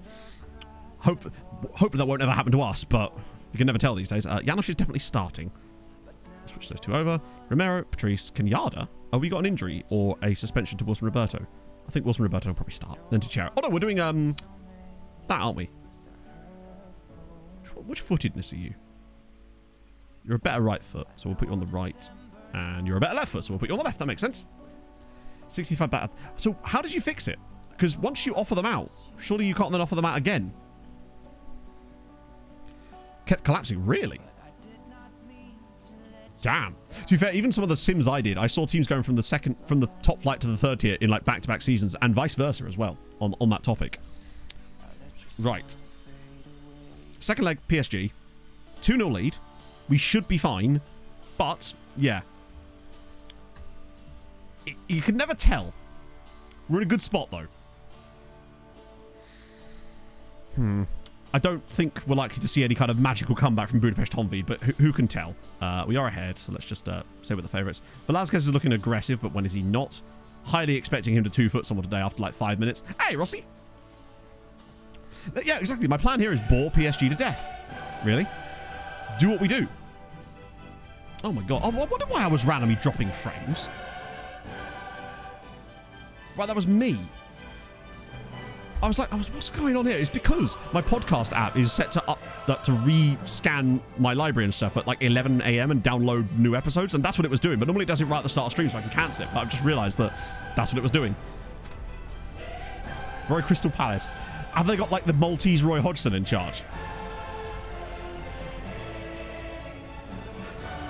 Well, he's probably retired, Bobby, because we sold him when he was like 32, and that was like 10 years ago, so he's probably just retired. The current guy they've got, though, is a Hungarian. Their current keeper he's the Hungarian national team keeper. He's the guy that was at at Feyenoord at the start of the save. Nugget level. That sounds like an early exit. Well, I say an early exit. An exit is likely coming for you. Oh! Fuck's sake. It's taken all of 4 minutes. And we've already conceded to PSG. It was weird. Like, the fact is, Patrice just gets done for pace here. He's too slow off the mark. He sort of gets back, but it's just a good finish from Arts. Like, that's just a good finish. Not a lot we can really do about that. Although Patrice does let us down a little bit there with his tracking. But I think that's maybe him losing a yard of pace is starting to happen to us. Oh, no. Please don't let us lose this game now. Oh, God. It's a good first touch as well. He's all the way to the box. Oh, as if. Oh, never mind. Wait, is it offside? It might be. I just don't know. Because it's probably going to go down as... Oh, for fuck's sake. So the lead has been wiped out in 8 minutes. It's because there's no assist, yeah. Great. How on earth has that ended up going into the net? Also, what is this camera angle? So, yeah, great. FM's just like, nah. Oh. Great, isn't it? Honved lead. Honved 1, Real Madrid 0. It's only 2-1 on aggregate now. Oh, I don't believe this. Obviously, we'll stay on this tactic for the moment because we are still the away side. We've still got an option here. We'll switch over if we are losing at some point. But for the moment, I actually don't feel like we're in too much danger here because technically it's still only a draw. And we're still the away side. We'd play this tactic away from home if we were starting at 0-0, which we kind of are now anyway. Janosch, where's the pass? Oh, my God. I mean, what is that pass? He's so much better than that. Edvaldo, Durin! Back in it. Right, game on. Blaz with his 40th of the season. What a pick out that is. This is why we stick with what we know. No need to panic. Back in it. 3-2. Janosch's pass here. He just has to hold on to that ball a little bit longer and wait for one of the 5 runners that he had available to him. But that clearance there is woeful. But this from Edvaldo is a lovely little pick out. The fact that he could no way that he can see that run from Durin. And he's found him anyway. Come on. 40 goals for the season for Blaz. Janosch knew that we'd score off the play anyway. Right, keeping an eye on the Honved scoreline as well. Even if they go out, just if they were somehow able to beat Real Madrid, it would be coefficient points for us. Okay, we're starting to find our feet a little bit now. Starting to bore them slightly. Okay, that should be fine. Teixeira will just control that, slip it down the wing. And Edvaldo. Ooh, what is that? Okay. I'm just thinking, actually. They don't swap wings in this tactic, do they? I feel like Janosch is more effective off the right. And if they're not going to be swapping sides, I feel like he should be playing on the side that I think he's better on of the two. Oh, come on. Oh, okay. PSG are equally making errors now. Nobody's tracking the runner. We've got 2 players. This is also going to be a PSG goal, by the way. Fucking hell. This is one of those games where there's nothing you can really predict about it. It's just going to be goals, goals, goals, goals, goals. Because both teams are making the wildest decisions and everybody's positioning is all over the place here for both sides. I could easily see this game being 5-all at this rate. Oh, he's so close. But this does feel like the type of game that will also potentially... We will still go out as a result of it, but it's going to be... We will score more goals in this game. I think that's almost inevitable. But we will just keep conceding. Because the weird decisions will just continue to happen for both sides. That's it. Press up. Yep. Now follow it back. Okay, that's fine. He should win that. Yamin's done really, really well there, actually. Now he's got to play through the lines. Janosch has moved into a better position for himself now. I'm hoping that will make a difference for us. Lovely little pick out. Really, really good play. Right, come on. Let's get a 3-2 here. So this is through. Blaz. Do you see what I mean? It's one of these games where it's just going to be end to end. And provided we can stay in it, that's all we can really do. We're back in it, though. 3-2 or 4-3. It's the first half. This is not the type of game that you normally get out of the Fortress. Normally, it's very boring matches. But right now, Blaz is just carrying us through this tie with another 2 goals. We've got 2 in the first leg, 2 in the second. It's 4-3. Okay. Oh. This match has been... We've got a lot of possession at the moment as well. Oh, come on. Not a... Oh, actually, we will do that. We're bound to concede a corner goal in here somewhere too. Oh. Yeah, it's an entertaining game for everyone except us. I'm hoping we can start to bore them around. Oh, right. Possession is good for us. Janosch, I still think, is in a good spot, which needs him to... We're still league an aggregate. We'll just poke them up a little bit. We can make some switches once we sort of get the lay of the land in the second half. And that game is still very much in the balance. Next goal in that game is so important, if there is one anyway. Okay. I think next goal in this game is super important as well, because if we get it, then I think it starts to make things very difficult for PSG, because they would then be 2 goals down on aggregate. But, you know, they scored 2 goals in the first 8 minutes, so who could tell? Conch with a long ball downfield. This should be an easy header. Well, it sort of is. Okay, Cooper's there. Although, this is starting to look like quite a long highlight now. I feel like Blaz is going to get a hat-trick in this game. It just feels like the type of game where he's just going to take it by the scruff of the neck and do things for us. And that's exactly what we need him to do. Yamin. Right, where's the runners? Come on. Bigmanovic. Oh my god, what an... This is what I mean. What is that? Other than us about to concede a goal out of it. Because what is the goalkeeper do? Oh my god, he's missed it. This game is absolutely mad. The decision-making from both sides is absolutely shocking. There could have been more goals. Patrice is knackered. Do you know what? I'm going to get Kenyatta on. Because Patrice is knackered and he doesn't have the pace to keep up. So much about that was wild. Okay. Wagner's in. I don't want to make too many changes to these positions because they're only going to get worse. I do kind of think maybe Leao. For Velasquez. Because he's getting tired. And we're still winning. Oh, everyone's high apparently. Although we do seem to be slowly letting the game bore itself a little now. But there's still a chance. I think we'll start to move to time waste mode once that last 10 minutes sort of hits. God, we're so pushed up as well, though. Look at this little interchange. Yamin. Durin dropping very deep. Lovely pass. Finds Teixeira, who immediately touches it appallingly. I feel like extra time is coming. It just... I don't know. The game's kind of gone a bit somber for a little while, and I feel like a late PSG goal and extra time is on the way. Unless... Oh, because they're being a bit more patient now. We're sort of settled in. But he's got some nice balls over the top. This should be an easy one for Wilson Roberto. And Teixeira should be able to win that. Yes, nice. Better.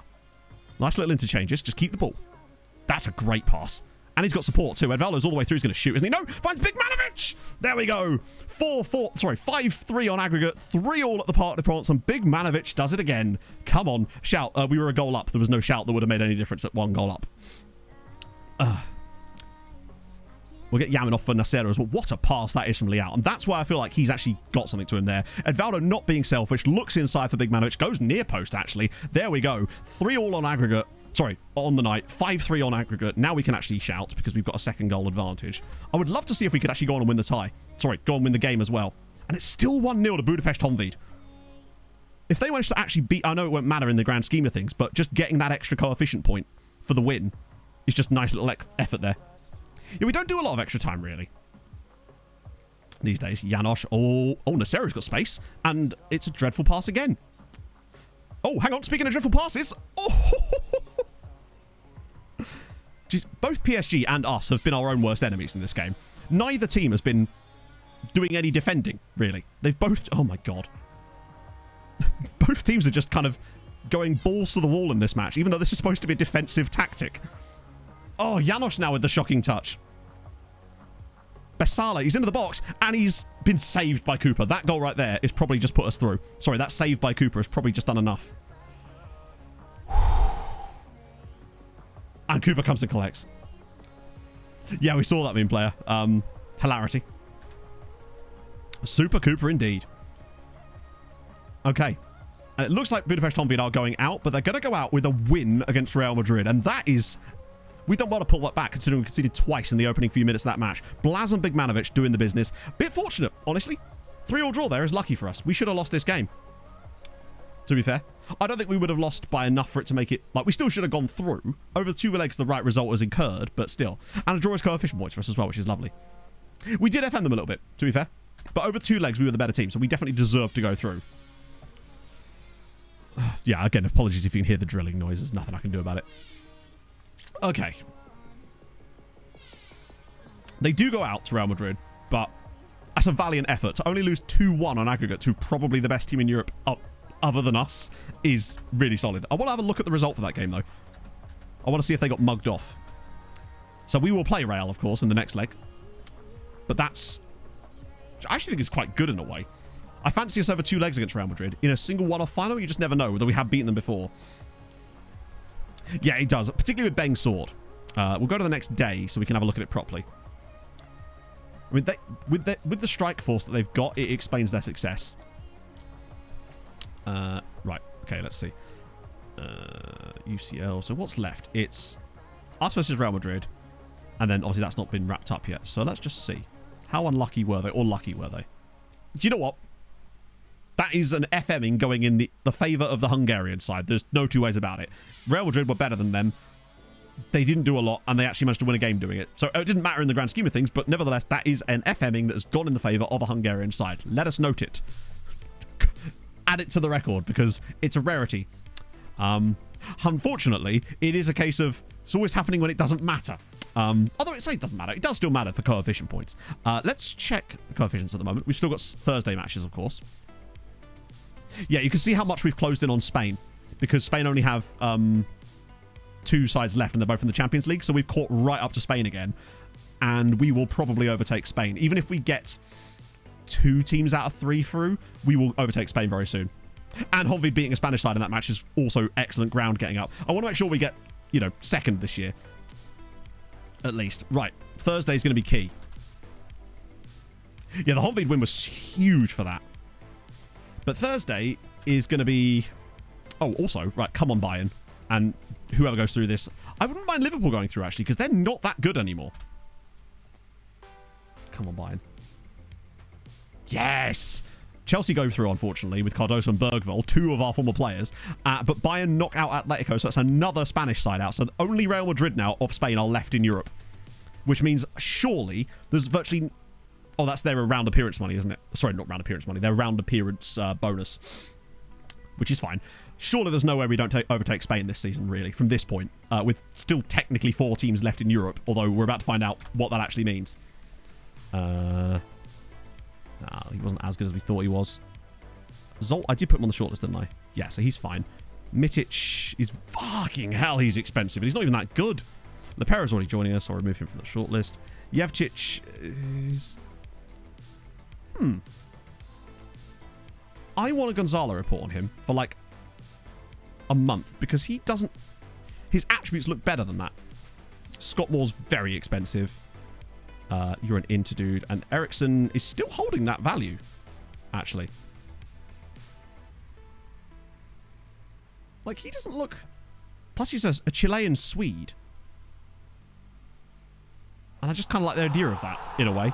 JTiz, thank you very much for the 8 months. How are you on this fine Sundat? How much do they want for him? That's the problem. This could be... 2.9 is fine. Oh, you can have it. They never call in the friendlies anyway. And he's not Belgian, yeah. He's not the 27 million we just dropped on Steve Hardy. Sorry, Steve Hardy. Did we just lose to Diosjur? Oof. Right, anyway, it's all about Thursday. Thursday is big. All right, we'll take that. Get rid of that. Get rid of that. 2-year contract is annoying, but what can you do? I want... I'm just going straight to locking these in now to see what they do. That's fine. Sometimes we can get away with it. And even when we can't, we can just go back in for them. I think that might be a strat for the future. Right, here we go. Giamot 2-0 up from the first leg. They battered Dynamo Kiev in Kiev. Surely that's done. Hopefully. Mezhikov were very lucky to get a draw against Spurs. They're almost certainly going to go out. And in the other tie, it's Kekshkemet who lost to Wolfsburg. But at home, I reckon they could give them a go. Particularly as I think the winner would play Rosenborg or Besiktas. Which is winnable. Right. Come on. I just want 2 out of 3. 2 out of 3 is all I want. If you give me 2 out of 3, I'll take it. What's the bet we lose all 3 of them and it's just the worst day ever? And it's somehow only us left again. So Leeds are out. Roma are through. Giamot are through. Having played appallingly at home for some reason. They're going to go... Oh, it's Mamadou. For some reason I thought that was Matt Barry. Tim Kirchhoff actually put a man of the match performance on them. Wild that they managed to play that well away from home, but couldn't at home. Maybe they rested it. I don't know. See how unlucky... They weren't going to be unlucky. Spurs would have battered them. Yeah, that's fair. Vicente Mansour. What a cool name. Sounds almost slightly Basque. But he was born in Palermo. Oh, is he a face in the game? Oh, there's another fucking face in the game. God almighty, man. Right, this is the big one. So we've got 1 through, 1 not through. Please, Kekshmet. But you're right. I think this has got Kekshmet out on penalties written all over it. Yes! Oh my god. Ghislaine Yao, 94th minute goal to send Kekshmet through to the Europa Conference semi-finals. Anderlecht are through, Lyon are through, and Besiktas are through. Oh. Let's see if they were lucky or not. Nah. They weren't lucky. They got pretty much exactly what they deserved out of that game. Yao has been wonderful this season. What about these ones? Not that really matters to us. Ooh, that was a bit unlucky for Rosenborg there. What about this one here? Oh, man. RZ will feel properly upset about that one. Particularly having conceded in the 91st minute to even go to extra time. Oh, wait, what? They scored in the 91st minute, but so did Anderlecht. That's so rare that you see 2 goals in the actual same game minute. So who's actually playing who in the next round? Because I don't know if it actually is that way, because sometimes it doesn't break down like that. Oh, it's Anderlecht, so it isn't like that then. Bear in mind, Anderlecht are very good. Lyon and Besiktas... Like, Besiktas was 7th, Lyon was 6th, Kekshmet were 3rd, Anderlecht was 2nd. So it really is some of the very best sides left. Only RZ and Sevilla of those top teams, and Wolfsburg as well, are all out. Kekshmet have not had the easy way of doing this, have they? 16 goals as well for Zhao. Oh, what a man. Millennium with the 37 months. This should be fun. When a former footballer dies, who decides what level of tribute their playing career merited? A thoughtful tweet? A page in the match program? A minute's applause? Will my kids one day have to observe a period of silence for the passing of Harry Winks? Maybe. Maybe they will. You just don't know these things, Millennium. Oh, yeah. Fuck. We forgot to do have a look at the Europa League fixtures. So Giamot Feyenoord, Tottenham, they've avoided Spurs, which is genuinely the most important thing at this play. Feyenoord, obviously, though, are very, very good. Feyenoord won the group entirely. Giamot, I mean, literally the top 4 are the teams that are left. That's so rare that that actually happens, that the top 4 get through to become the last 4. This could not have a tougher set of teams left in it for Giamot at this stage. But just them avoiding Spurs, honestly. It's weird. Like, Feyenoord are very good, obviously. But I feel like they've got a better chance against them than either Spurs or Roma, just because Feyenoord are a Dutch side and their reputation is going to be lower than Spurs and Roma. It's sad to say. Maybe they had easy games. No, they beat Spurs. The rest of their games were fairly winnable, I would say. And they got a draw with RB Leipzig, so maybe that's slightly false position, but they did still beat Spurs. Judgment rep. Yeah, it is, but what else can we do, right? That's FM, innit? We know that English side. I've seen English sides come like 24th in the Europa League and then just win it anyway because they just rep their way through the whole thing. A saucy 1960s. Oh, like a bit of that. If we win the champion, that's true. So I think if they were to go out, Giamot, then we'd want Spurs to win it, just because usually when Spurs win something in Europe, we do too. We do have a side in every semi, which means there is a potential for Tuesday's stream to be 3 finals, which we've only ever had once. Well, what about coefficient? That must have been a good day for us. Yeah. So we've nearly caught up to Spain now, and Spain only have 1 team left. So we will overtake Spain no matter what, just because we're going to have teams. Even if Real Madrid win the Champions League from here, just the round appearance stuff is going to be enough to see us take over Spain and get to like, I think we've got to be looking at 21 points, if not more. Just a theory. Well, I mean, it's just a theory, but the fact is, it happens so often that I don't know what else we can really think, basically. The amount of times we've seen English sides play poorly for the group stages, and then the moment it goes to the knockouts, they won't play well in the ties, but they'll still win all the time. Whenever they play a team that's lower like rep than them, it seems. We think that it might have changed now because of the higher detail level we've put on, but I don't know. Maybe we're just salty. Janosch is so more pleased. God Lord. Every time we look at it, green arrows galore. Man is a green arrow merchant. Things you'd love to see. Yeah, we're right in there. Good.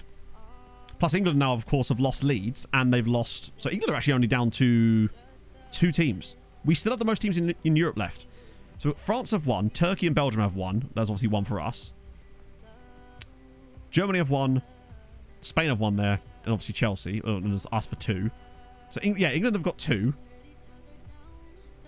Spain have 1. We have 3, and every other nation has 1. Not every other nation. All the other nations are down to 1, I think. Porto will have... Wow. That's really bad for Porto's under-19 squad. Christ. Yeah, no, Janosch is just... It's just getting him consistent football. It sort of proves the point I was making before about how just playing matches is so damn vital to a player's development. Now, admittedly, we were originally playing him just for the memes, but he's genuinely a good player. We're going to sign Hector Eriksson, which is just cool because a Chilean Swede is what you get occasionally. I like a good Chilean Swede. So I think we've got just some normal league games for a little bit now. Voluntari, maybe? Not amazing. But it is wild how much a player's CA can go up over the course of a season if they're playing regularly, and especially if they're playing well. How many have I had? How many have we had? What?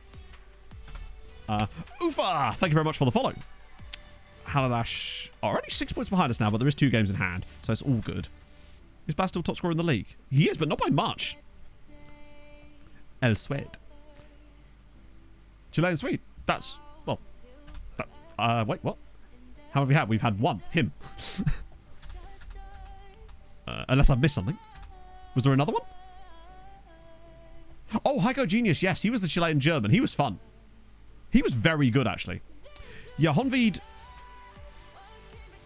I mean, actually, as long as one of these teams gets in Europe, I'm not too bothered. Sebastian, thank you so much for the Prime. It's really nice of you, my friend. Hope you have a lovely day. We're all Chilean Swedes at heart. I want to see if we can get number 2 on that, at least. Hearts. Okay, Scotland's gone, apparently. It's weird. The amount of players in this database is falling. Oh, it's gone up again. Odd. I'm good, Rossi. I'm good. Sweet chili in my chicken. I mean, there you go. It's all got better. What can I say? We're influencers around these parts. Right, back in for whoever wants to start. Since he is going to start, we'll let him in. Although, frankly, if Janosch is going to play, he's going to play. Damn it. Sean Smith, by the way, signed for Manchester City next season. He's never going to play, but he is going to earn inordinate amounts of money there, so I guess we can't really blame him. 7 at the back. How do you even manage to get 7 players at the back? Is that even possible? I thought the most you could play at the back was 5, technically. Or we just had like 2 DMs sat directly in front of them, both as anchors. Or halfbacks, even. No room for them to even slot in. Blaz with a hattie. 2 DMs. Well, DMs technically aren't at the back. Now, actually, DMs aren't at the back, so technically they would be a 4 at the back, a 5 at the back with 2 DMs. Actually. Someone on Twitter, probably. Good work for Blaz, though. Janosch with another assist. You know what that means?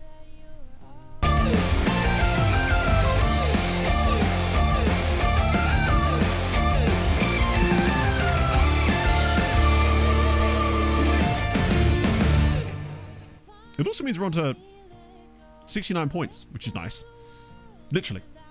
We take that. And Blaz's record, he's getting kind of close. 44 goals, and there's still plenty of games to play in the league and in Europe. It's doable. Full anime. When an anime studio gets in touch. 2 BPD, CD on defend, 2 wingbacks on defend, 1 DM on... Ah, no. Those are... What does the M stand for in DM, I ask you? What's the record? For goals, it was 54, which was literally him last season. But I wish I could manifest it. Pushcars currently safe. Are they? Oh, no. They are not safe in any way. Oh, yeah, sorry. They're currently safe, I suppose. Yeah. Stands for me fender. Me fender. Yes, very good. His role as defender. Aha! I found the plot hole. Trying to face it yourself. I don't know if I was the first to do it, but I didn't copy anyone. Let's put it that way. Because the first time I did this was in 2016. So I'm sure someone did it before. I didn't see it on YouTube at the time, but maybe.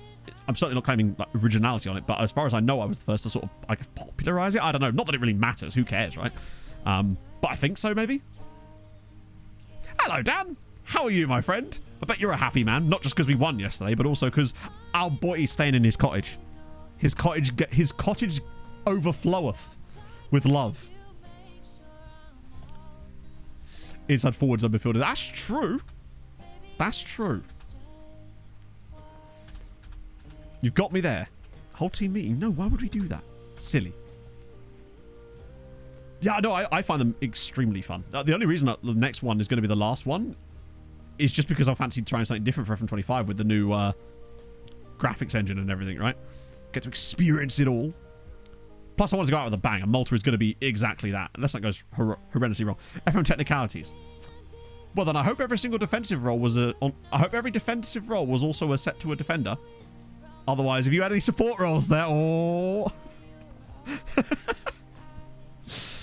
Anyone in there at all? Yeah, we were not great yesterday. But I thought that Castagna looked really decent. And Iwobi looked good when he came on. Bring up the Fortress tactic for me. So, you could just download it. Oh, wait, hang on. Hang on. How are you going to play it if you can't down... Oh, what, you on console? My apologies. There you go. Man's name was all vowels. Spectacle get a wheel. Also on defense. You know what, Ross? I'll give it to you. I have been won over to your back seven. Oh, dear. Custom one. Oh, we do custom one. Because with OTI, the more fun comes from managing in leagues like, you know, the North Macedonian second division. It's just not in the game. So we'd have to wait for that to be added. So we'd do... What I'd do for F25 is we'd do beta, obviously, whatever. And then I'd do like another sort of shorter term save in the meantime. Like a UniAL type of save where it's just like a one club thing. We go to win the Champions League and knock it out in 10 seasons type of shit, you know? That's the plan there. Players loaned out to domestic clubs. Okay, cool. What are you doing to try to get them loaned out to domestic clubs? As in, are you following the sort of the loan handbook, so to speak? Bear in mind, I don't know. I mean, I assume it would work on console, but I actually don't know. Oh, no. Well, J-League, yeah, J-League most likely is going to be in it. Although that's FM24, actually, for the looks of things, which would be kind of cool. I won't be doing a save there, but it's cool that it's in the game. Ollie Bunny, thank you for the follow. Particularly as having the J-League in the game, which means I think it should be better in terms of like getting Japanese players as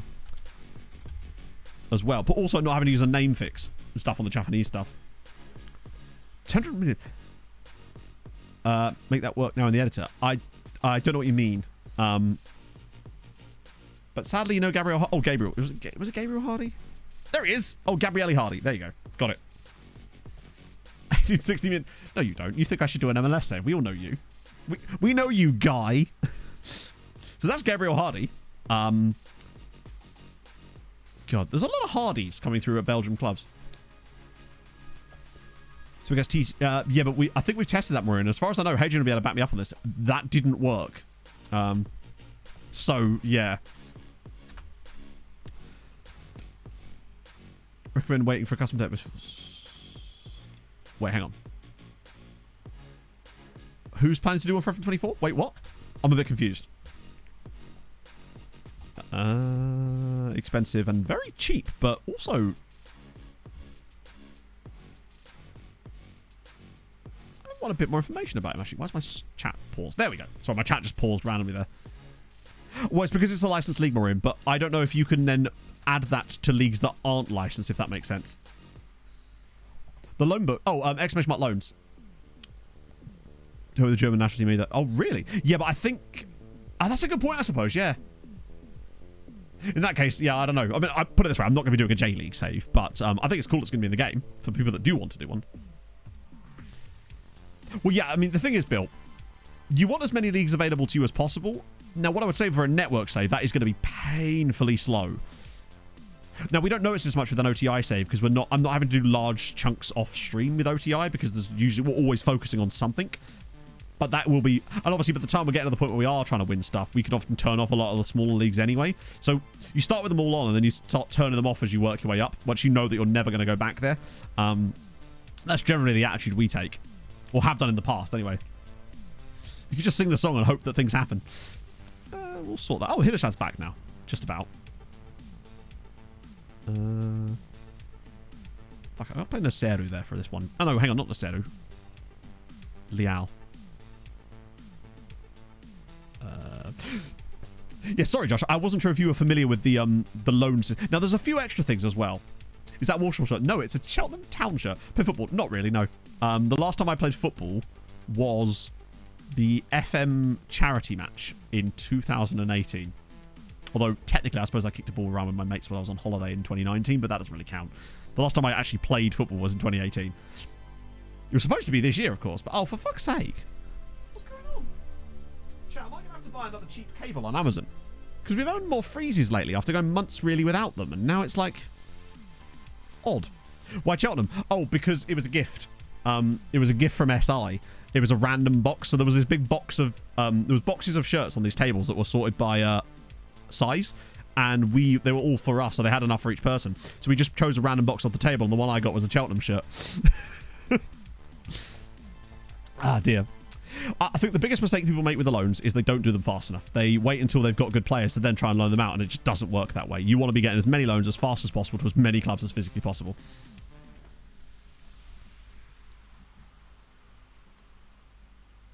Hang on, I'm sorry, what are we arguing about? But yeah, I'm happy to see J-League probably in FM. That is conclusion there. Doing quarter to the side. I know! I'd have done a better job in goal than XQC, I'm just saying. I think most of us in chat would have done as well. No freezes. I mean, that's true. It's because the temperature's coming down now. It's like, aha, my time to shine. Right, Insta. Boom ting. Chat, we might actually be able to get done what we want to get done prior to the F1 starting. Which I was not expecting today, honestly. Because we've only got the semi-final against Real Madrid. And obviously the other teams, but they're on the same week, aren't they? Yeah, he was a mood, shall we say. Scotland be a doable league. I mean, any league is a doable league for building a nation, provided you don't mind changing rules. If you want to go vanilla and actually keep the rules as they are, any league can be done, of course, but good luck is all I'll say. Because Scotland will have much of a player. What do you mean? As in a football? Well, like I said, I haven't played football in 5 years, so that should probably answer your question. Yeah, I think the next thing they'd probably add would be... Sally, back in the day. Oh, no. God, no. Like, I did GCSE PE. I never played for a team or anything like that. The last time I, yeah, no. I mean, I like football, and I like playing football, but I was never I never actually, played football, if that makes sense. Like, I didn't play for a team or anything like that. And I was fat through my entire school life, basically, up until, sixth form. So, oh, good. That's a fun week, isn't it? Giamot. Throw in the cup final this year. I think we can, yeah. I think we can octo-trek the cup final. To be fair, I mean, you'd have probably been playing when I was in school. Attribute style. I mean, I was a right back, but I often ended up playing at left back a lot of the time because reasons, even though I'm painfully right-footed. So, I don't know, maybe I could invert a little bit. One thing I will say is I was actually pretty, this was actually pointed out to me, I was very composed. I would actually take my time on the ball and would actually find passes a lot of the time. I was actually quite good at doing that. Taking my time, but in the right way and not getting... So that's the one thing I would say about me. I'm quite composed on the ball. Oh shit, Bobby, I did actually see that DM and I was literally replying to it, and then I think Pog came in and something, and then I just literally had it half typed out. What I was going to say about that is... Sorry, I didn't realise that was you. Obviously, I don't know the specifics of the limitations on running with cerebral palsy, but I think some people's limitations are a lot higher than they think they are. The key thing with any kind of, when starting running for anyone, really, and I think this still applies, is to just take it slowly. Don't do too much too soon, because you will give yourself shin splints. Or at least something along those lines. You'll get an overuse injury, and you don't want that because it's going to stop you from doing it. The best thing you can do at first, though, is something like Couch to 5k. That's what I recommend to everybody that wants to start. I never did it myself, but I wish I had have done. Ooh, Santana here. Already gone straight in there, but Couch to 5k is the best thing to start, because it will get you very slowly from walking to running, and it does it, a lot of it is walking at the start, but that's good for you anyway. It's just to get you up there. Tight ankle muscles. Yeah, so... Which part of the ankle specifically? Is it like the back of the ankle in the Achilles part specifically, or is it towards the sides? Because one thing that I found, obviously I realize this is not the same situation, but one thing I get really tight Achilles. And there's a certain set of... I do a lot of basically every time I clean my teeth in the morning, I stand in front of the mirror while I clean my teeth, and I'll go up and down onto my tiptoes and then roll back onto my heels, but bring my ankles up to get more dorsal flexion. And that pretty much eliminated my Achilles pain. How much I hate running. It's not for everyone, right? It was the one thing I found that I could do consistently for the most part that I actually did enjoy. So that's why I stuck with it for the most part. Although I am... I need to find a half marathon to sign up for or something because I just don't have a plan at the moment, and that's really stopping me from being consistent, and I hate it. Don't skip weeks. Oh god, no. Yeah, no. If you go, unless you're like massively quicker, then yeah, just don't skip. Stick to the progress. Really. The amount of times I've wanted to like jump up to city amounts, yeah. Console version of FM. I don't believe so, Logan. No, but chat might be familiar with that. I don't think you can at the moment, which would be sick if you could though. Shin splints are very common. Yeah. So shin splints is just you just have to be so careful, basically. But then I don't know how much of an impact, obviously cerebral palsy will have an impact, but I don't know the exact ways that it manifests on an anatomical or like a physiological level when it comes to running specifically. I think that's way beyond my knowledge level, obviously. Ballet growing up? No way. That's dope. I'm good, Roo. How are you, friend? This is rotation, isn't it? Because it's Real Madrid in 4 days. It's is that home or away against Real? Not that it really matters, but Van Dam, Petrov, Hillestad, Edvaldo. They always like putting Edvaldo in with the youth prospects for some reason. We'll do Bobby, Jair, Ramirez, Schumacher, LSH, Laukholm, Stojnic. Oh, yeah, of course, that's why Ramirez is playing, because he's there, isn't he? Brushing your teeth. What's next to... I know! It's curls in the bath. I mean, you can't shit in the bath, Melanie. Come on, that's just unfair. I'm an elite router to the pub in it. Oh. I mean, basically, I just started... I originally started running just so I could eat a little bit more, right? So it's going well so far. We've got a team in every single... knockout of every single competition, which is decent. I will put Raposo in there, actually. Just on the way back. Cab, innit? Right, that'll do. Lovely. Didn't train for a week on PE trip. Oh my god, yeah. It's not... I had to, like... When I first started running, I got so... This was like 2019. Or no. Yeah, it was 2019. I got so into it, and I was like, yes, this is my thing. I really like this. Because I'm like, I have that type of personality where I just like find a new thing. I'm like, oh, I want to do it all the time. And I was running every day, and I got... Each time I'd go further and further and further, and then it just... Bang. I was getting a horrible pain. Not specifically shin splints, actually. It was pain underneath my knee. But it was caused by the same thing. It was caused by overuse, basically. And it was a bit of an issue. Bobby Tree with a penalty in there, too. Big up him. Raposo doing mad things again. Good result for us there. It's just... Yeah. You've got to be so careful. Getting the right shoes as well. When I started running, I was wearing a pair of running shoes that I bought in 2008. So that should... And they weren't really even running shoes either. They were just sort of trainers that looked a bit like running... More like dad shoes, you know? Proper shoes. Well, I didn't at the time. I have now, obviously. But at the time, I was running in like a pair of shitty Adidas shoes that weren't even really running shoes, you know? 1-year-old Mac. Well, I mean, it's more about usage, isn't it? But like, the pair of shoes I'm wearing at the moment, I've had since fucking 2019 as well. I really do need to get some new running shoes. Find a race, yes. Find a race is the one I use a lot of the time for finding races. It's where I found the one I did in Andover. Nothing wrong with that shoes. Oh no, but there is for running. Like, you are going to want something that's actually going to protect you. No large... Yeah, that's another thing as well. Running off-road is probably good as well because there's less impact.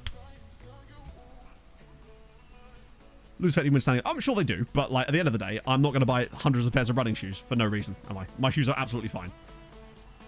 But I am probably going to buy a new set soon because I've definitely got way more than 500 miles on them. Like, not all of us can afford to buy new running shoes every 2 months, you know? I think sometimes people overestimate that sort of stuff a little bit. It's just sell running shoes. Oh, no, of course. But my point is that surely a lot of that is also like, we'd like to sell more running shoes. Therefore, we're going to tell you that you need to buy more running shoes. You know? 9 out of 10 running shoe specialists agree. Ground was uneven. No. Running off-road is better. Particularly if it's on grass or like... just off-road terrain is better in general because there's... the ground will absorb more of the impact of your feet when you're running off-road than if you're running on like concrete or tarmac or something, because so it's just going to be slightly easier on your knees. Now obviously there is an element of running off-road is going to be slightly more barefoot on grass. Oh. Yeah, I think mine have got well over a K on them. I do need to get another pair just in general because they just kind of ran out. My trail shoes are still fine because I don't wear them as much obviously, but my road running shoes are a pair of like, I think they're Nike Zoom Fly ones from, like I said, I got them right before the rugby half. Not right before, like half, far enough in front that I can actually bed them in. I know that 1 out of 10 dentist is just like watching every Colgate advert going, no. dear. Headband, no. Actually, that's not true. I do have a headband. I don't wear it, but at one point I did wear it because my hair at one point was much longer when I was running, and it would get annoying having it like bounce in my eyes when it got wet. So I would actually wear a headband, yes. I don't anymore.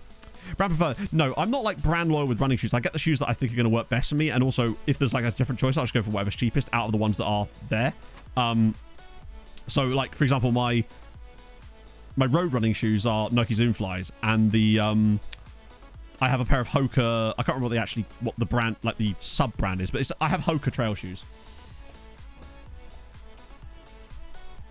Running on time, I got knee issues, and they wonder why. I just kind of like invitation of other runners. Yeah, I think a lot of that's like that. It's like I have a running vest thing that, you know, with the bottles and all that sort of stuff, but I don't wear it for most of my runs. I only really wear it if I'm going to have to be actually carrying like a good amount of stuff. So say if I'm going out on a long run that requires me to carry gels and water and shit like that, then I'll wear the vest. But for the most part, I just wear like it's called like a flip belt. Yeah, Big Manovich wanting to leave is annoying, but I think... Wait, did I just go past that?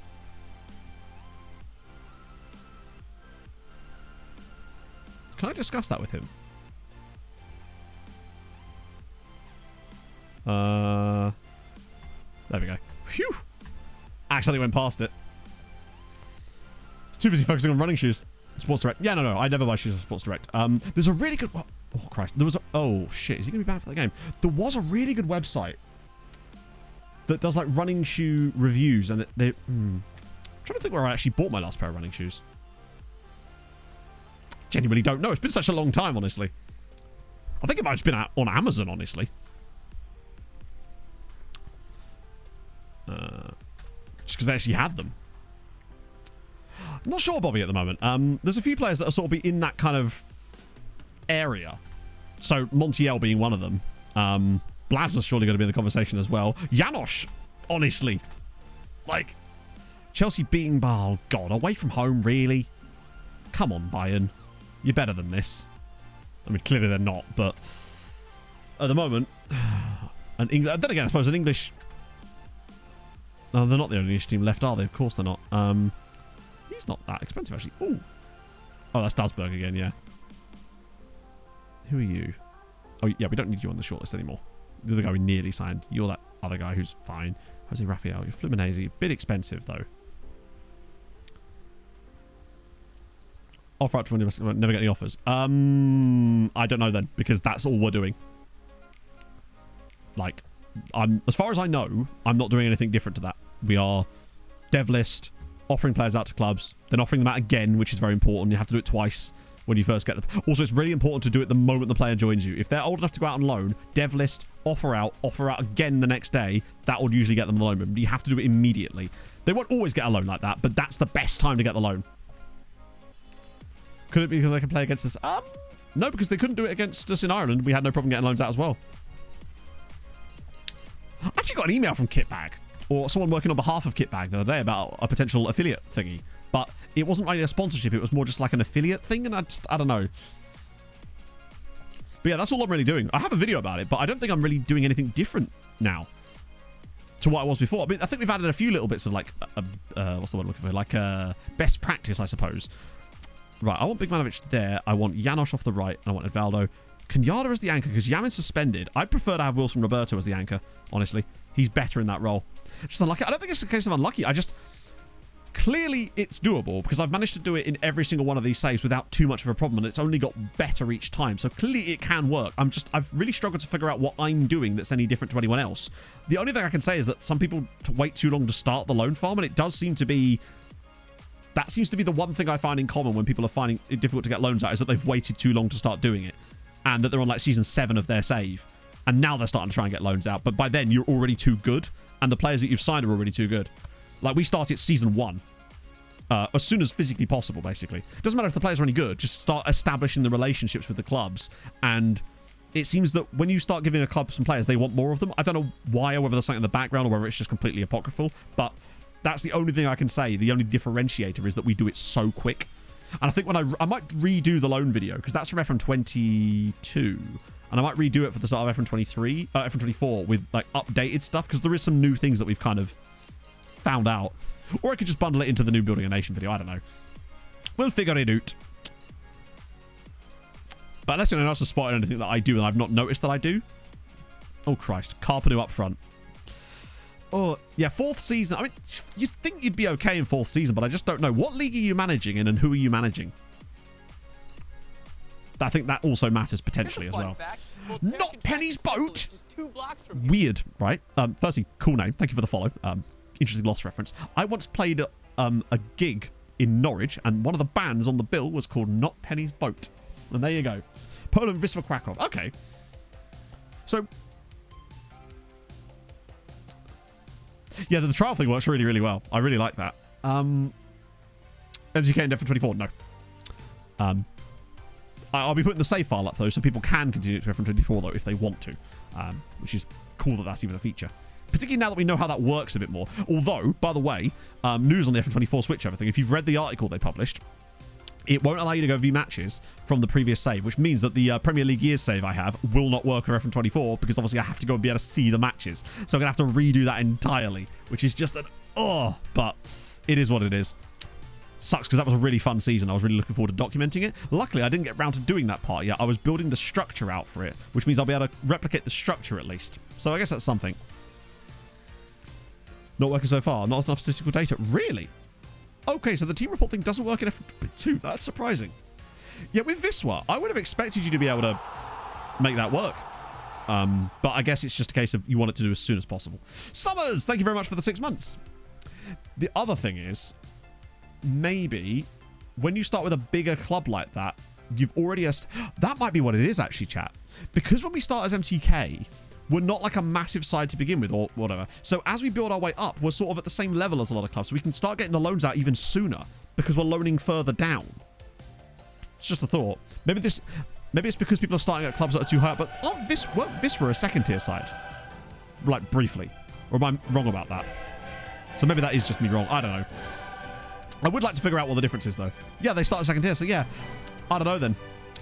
I think it is mostly just going to be a case then of not starting it soon enough. Strange, though. Missing analysts. Am I missing analysts? Probably. Honestly, probably. I am almost certainly missing analysts.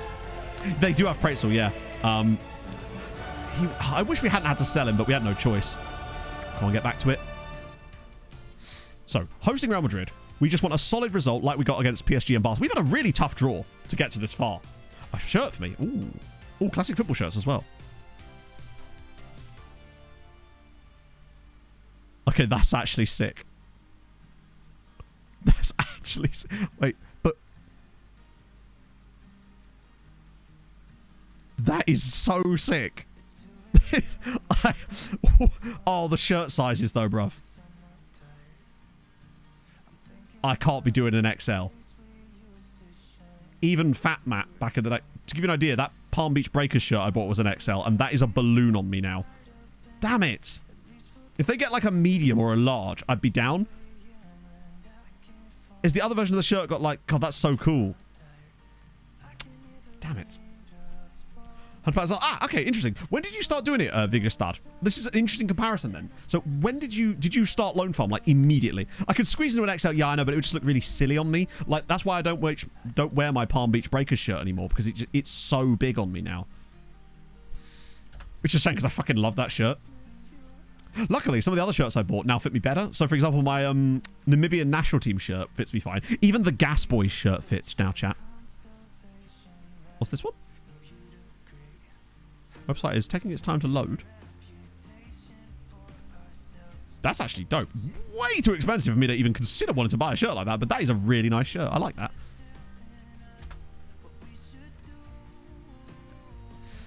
Okay. A slow start from us, but we'll make the best of it. Real Madrid, after all, I think Real Madrid are probably the strongest side left in the competition. And I think they're actually stronger than us these days. Oh, Christ, lost the ball again. So I think if we do get past Real Madrid, we'll probably be the favourites because they are so damn good. Get back, cover it off. In fact, they've also got Carpenu in there too as a worry. So Lunga's ball in and... Oh, they've hit the post early on. Maybe it's a sign that we're about to be the ones that do the FMing today.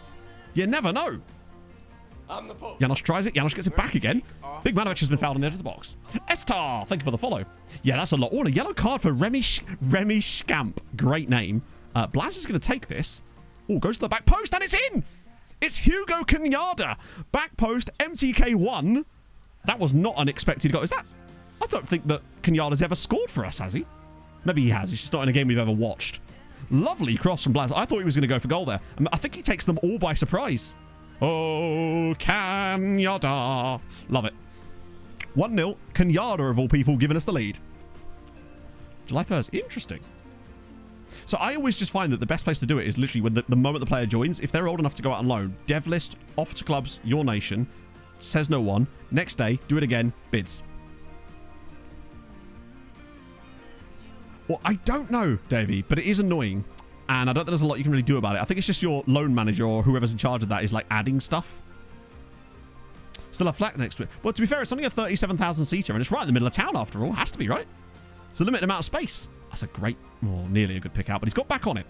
And he's got an option out wide. That's a great pass for Teixeira. Whips it across. Janos! Oh, okay. Better. Still not playing amazingly in this game, but we are leading. That was a chance. It's Gideon's prison. It's kind of like Craven Cottage, but instead we have a little prison in the corner to keep Gideon in. That's his cell. It's hell in there. Janos is not having the best game so far. Plenty of time, though. I'm not afraid to get him off, though, if he is genuinely having a poor game. Wilson Roberto dropping in deep. Nice. Oh, nearly. And again, nicely done. Winning it in good areas here. Teixeira, it's a nice idea. Big man. Oh, look at the space. I mean... that's annoying. Because if he plays that pass maybe a second earlier, that's a goal. But that's clearly offside. Durin is stood in a brilliant spot. Like, the moment that he wins the ball in that position, that should have been a goal. Like, here, play the pass now. But instead, he waits. That's tight as fuck. But he should have played it sooner. It's such a simple pass as well. And we should be 2 up. Hopefully that doesn't cost us. I suppose, Lolly, but I don't know how well that's going to work as again with the pressing. Right, drop it short. Now try again. Slips it through. Janos is in. Janos is in! Oh, it's cleared. It should have been 2-0. Right, we started the second half much better. Wagner's ball in now. And Janos is headed over the crossbar. Fucking hell. Are we going to regret not taking these chances here? Because we've actually started this second half brilliantly and should be 2 up. It's a bit like... It's weird that that's wider, but I suppose, yeah, it's annoying that this is like taking up the whole page there. We don't really need 2 panels for this anymore. We very rarely ever have games on the same day anymore. 1-0 worries me slightly. I'm also probably going to take Janos off because he's performing the worst of anyone on our front line. Wagner's doing good, though. I'm trying to think of who can actually influence this game. I wonder if someone maybe like a Raposo, just someone a little bit different to change the style of play up a little bit. I think that's the thing. I think those misses are what's going to cost us in the second leg. If we go in with a lead, then it could still be savable for us. But a second goal is so damn important in matches like this. Velasquez slips it through. Oh, square it. Big Manovic. Blast Durin. Good save again. The skin is Sans 23. Yeah, chances like that have got to be taken. We've done way too well. No, please. Oh, what are you doing? What are you doing?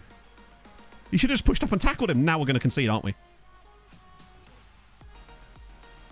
Oh my god. Real Madrid are getting a little bit FM'd in some ways here. That's the second time today they've hit the woodwork in a situation like that, where they should have done better.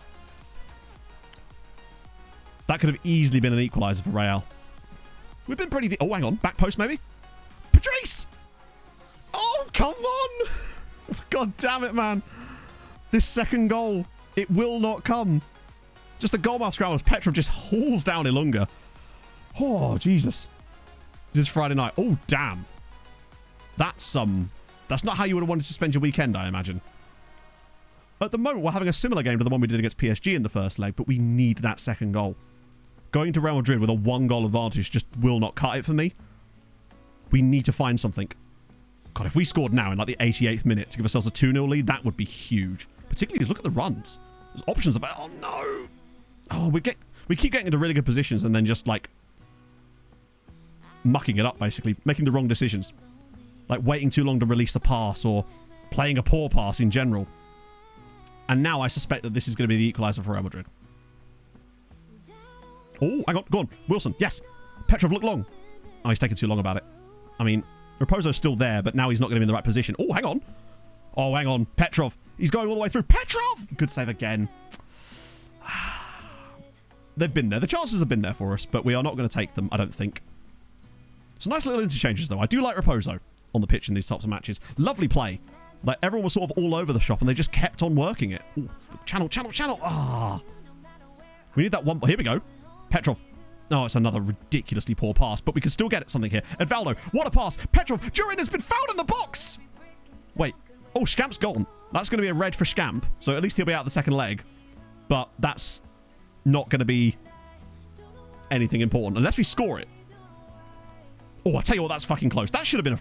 Hang on. Raposo. This is Raposo territory here. Imagine if this is 2-0 here. If he scores this, this changes everything of our season. Diego, come on. He's taking his time over it. Here he comes. Raposo hits the crossbar. Oh, my God. Oh, my God. How have we not managed to score a second goal here? I thought that could have been in the box, you know. That foul on Blas looked dangerously close to being a penalty. Oh. Any urgency at all? Flicks it up. Durin flicks it away, and that's it. It's 1-0 to us. 17 shots, 2.36 XG, a red card of the death. We should have scored a second goal. We had to score a second goal here. That second leg... What a second half, though. Much better from us. Oh, we won the game, which is the most important thing, but that second leg, bro. I don't know. I'm not convinced that we're going to go to the Bernabeu and hold out, because they're going to be good. It did help with, yeah, Raposo. The thing is, I feel like Big Manovic should still be better for the away game with the Fortress, but Raposo for that spot actually seemed to... He has the ability to unlock. Big Manovic for me is more of a kind of brute force tool. He's a guy that's going to make those runs beyond, whereas Raposo is more of a creative player that can also do that, but his number of assists is wild. You win this away game. I mean, I just don't think we do. I'm just not sure. Right, Giamot Feyenoord. Okay. We still won the match, though, which is the key thing. Giamot Feyenoord, Kekshkemet away at Anderlecht. It's the battle of the purple teams. Come on. Give us a hope of at least having... We could have 3 finalists, but it's much more likely we're going to have none or something, right? 0-0 at home. Oh. Yep, okay, cool. Cheers, FM's back again. Dominate the entire game. 0-0 draw. They'll lose the second leg by 1-0. Standard our teams in Europe, basically. 1-1 draw away from home. Okay. Yep. Yet again, Kekshkemet come up with a battering result, and they don't get the result that they deserve. It's sort of standard, isn't it? I could see us all going out here. So no one lost, at least, but this is what I mean. In games where it matters, Hungarian sides tend to get fucked. It's... Ah, dear. See if offers from Polish. Oh, what did you do? I'm curious. Because it might be useful for us as well. Blonde UTV Gaming, thank you for the follow. And Chris11, that's very, very kind of you, friends. Welcome aboard. We've got to get our heads... We can still do this. But it's solid, but I don't know. We've seen a lot of this stuff before where the second legs go exactly how we expect them to. Wow, he's... Oh, Benghaus. I'm not going to get ahead of ourselves, though. Because actually, it's still a good result in the grand scheme of things. Like, them drawing away from home is really good. It's the Giamot one that more irks me. They're the home seed. That's the one where they usually get the result. I just don't trust them to go away from home. We have now overtaken Spain, so that's good. And I really don't see Spain getting back ahead of us unless Real Madrid knock us out and then go on to win it. I think there's just too many other points at stake for us right now. Velázquez is injured. Oh, shit. Actually, that is a bit of an oh shit. Although Yamin's back. So, problem is in the Fortress, we kind of need someone that isn't... Yeah, we don't need to do that anymore. Okay, right. Whew. I'm nervous about it. We should have scored a second goal in that Real Madrid game. We know we've got the quality, but it's just a question of seeing it over the line. Van Dam, Petrov, Hillestad, Ramirez, Jair. As usual, you will not start. We'll put Manuel Bois in. Stojanic, Lautkom, LSH, Schumacher. Cool. We're going to have to trust a young one. The question is who it's going to be. I'm trying to remember who it was last time that we put in that position. Because we had to do this before when Yamin was suspended. And this time it's going to be because of a Valazi injury. But still, let me just put Cooper in goal. I always forget to do that. Just gives us a little extra chance. Cañada, what, as a... Was it Cañada? Bear in mind, it's to play as a Segunda Volante, not as an RPM. So we need them to have a bit of, you know, about them. That's the issue. For the height and passing. Does he have really good passing? Was it Cañada that we used last time? Competition. We've won the title by like small margins before. There was one year when last year, literally, Haladash were winning the title up until like match day 20 or something. Oh, damn. That's not going to help our... oh, God. That is not going to help our morale. But we've had some pretty close title. What often happens is they sort of fall away towards the end. As Honvid, well, if he's going to get an injury, honestly, now's the time to do it. Because they're out of Europe now. At least it didn't happen before the Real game. Okay. Damn, we're making some good progress today. Am I, like, not deviating as much as normal? Guillen's injured too. Oh, a lot of injuries all of a sudden. Luckily, they're all, like, orange injuries. Oh, Christ, Yamin's out as well, isn't he? Shit. It's just occurred to me. We're missing both of our starting central midfield... both starting DMs. It's actually going to have to be a... Oh. Etienne Newport. Cool name. The lowest... This is the most boring man alive. This is like Kenneth. Not Kenneth. Kevin. All over again. Okay. Kishvada win again. They're actually finally back to their goodness again. We need Honvid to get into Europe. Although they think they will, even if they come... Then again, imagine Honvid in the Conference League next year. With Beng Sword up top for them. That could be filth. If they were to come 8th, potentially. I don't think they will in the end, but... Oh. Then again, them in the Europa will be scary. Oh, I didn't look at Young... Oh, no, I did. I did. Yeah, this midfield lineup is going to be a bit dodgy here. I think Cañada has to be in there, but... The problem is we lose out the back. I don't think Wilson Roberto can play in there because we need to have him at the back. We don't want to lose too much defensive strength, especially playing away at Real Madrid. Long-term issue? I don't think so. It wasn't that much of a serious injury, was it? It was only like a... I mean, obviously it was serious, but it wasn't like... I forgot that it doesn't show you... What was the injury? 7 to 10 weeks. I think he'll be okay. Shit, of course his loan's up this summer. I think he'll be... Let me think about this. It's still 2 months till his loan will expire. So I think he might be back into orange. Potentially. And I think they're going to want to extend him anyway. Hopefully, anyway. Aims cover the role. I don't think they can because they won't have any tackling ability. They still need to be able to do a bit of defending. And not only that, I don't think they have any familiarity with the role. Yeah, that's going to be tight. I think he'd still go back, but we'll see. Right, Real Madrid, second leg. Let's just see how we do. We want Fortress. So, oh, Teixeira. Oh, my God. Wait. That might be better. Not Cañada, though. Ramirez at right back. And then Cañada play... Actually, can Cañada cross the ball? Cañada's pacey enough that he could actually do a job out wide.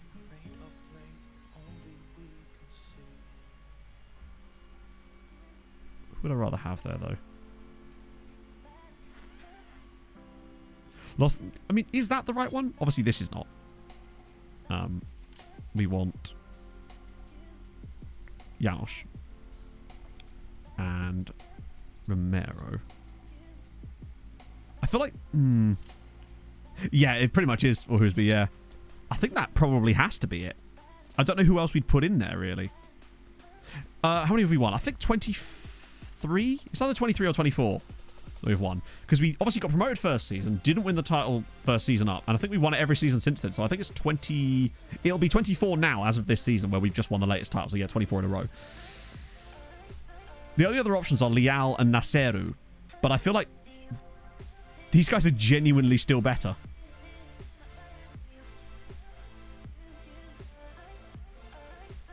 Oh, God. It's such a tough one to know what to do here. Look at the rankings. Number 2. Hillestad can't play there. He's up here. And I don't think he even has the ability to play in that. No, he literally doesn't even have any familiarity with that role.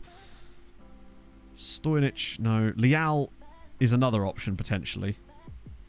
But I just don't think he'd be ideal as a Segunda. I don't think he'd be able to get up and down enough yet. He does need to work on that, actually. I think what we've got is kind of the best we're going to have. Teixeira could definitely do a job there. God, he's actually just fantastic, isn't he? Just no matter where you put him. He's got the mobility. They're not going to be scoring any goals anyway. Our segundas aren't really designed for that. That's why they're on support, I guess. So, is that a different system for them? God, Carpenter's actually their top scorer, and they're not starting him here. Now, obviously, Scamp has been taken. They've got a guy called Kevin Risso, who's Uruguayan. Okay, sick. Who I assume is in place of Scamp. He's only got 12 jumping reach. So, one of their centre-backs, he's not the tallest, but he is alongside Anthony Watt. Yeah. They've got Anthony Watkins, who's a 3... How has he got 3 jumping reach? He's 5'10". And he has 3 jumping reach. Has he got like lead shoes or something? So yeah, they're playing a 5'10", 3 jumping reach centre back. They've not got a tall back line here. Which I think means that we're going to have a great opportunity from set pieces in this game. Because Patrice is an absolute monster. Cunhada's huge. Having height in this team is going to be really useful. Having Janos and Edvaldo as well, who are both extremely tall. Durin's the taller of the strikers at the moment. I think we could just power them out in the air. Winning those balls at the... Ooh, okay, that bodes well. What about their other fullbacks? They've got John Winter, who's 5'3" and has 2 jumping reach. And João Guerreiro, who is 5'1" and has 4 jumping reach. Real Madrid are playing the shortest backline I think we've ever come up against here in terms of their overall jumping reach. That's wild. This guy who's 5'11" and has 12 jumping reach is their best centre-back at the moment. All right. That could be intriguing. That's a very short side. No, those guys, the 5'1" guys, they're both wing backs, but still. Look, they're going to be up against Janos and Edvaldo, who are 6'1" and 6'3" respectively. Like, Janos and Edvaldo are going to be absolutely out-jumping them on every single play the entire game. Janos is 6'1" and has 14 jumping reach. Edvaldo is 6'3" and has 18 jumping reach. Float crosses. Well, no, because I'm not changing the tactic. Like, we're not doing that. Although we could put it on mixed crosses potentially, just for the next match only. Because the problem is when you do that, it mucks up other parts of the tactic. Like a lot of the way this tactic works is getting the ball out wide and drilling low crosses in for little tap-ins. So, yeah. Okay. I'm curious to see them... Watch one of them score from a corner or something. Cool. Right, let's... I'm going to have a quick wee. Then I'll be back. And this is going to be fascinating to see how this one breaks down. Don't worry, I've got a whiz quiz for you, though. It's all good.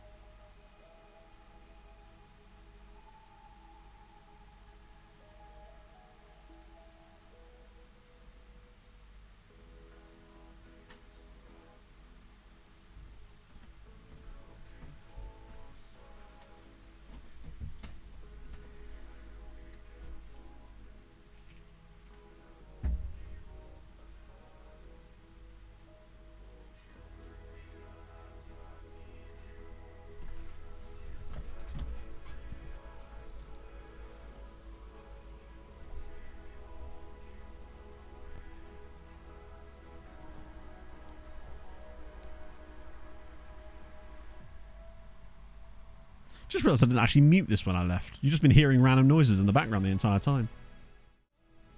It was Omar Puso. A rarity one. I've been trying to find you some more random ones there.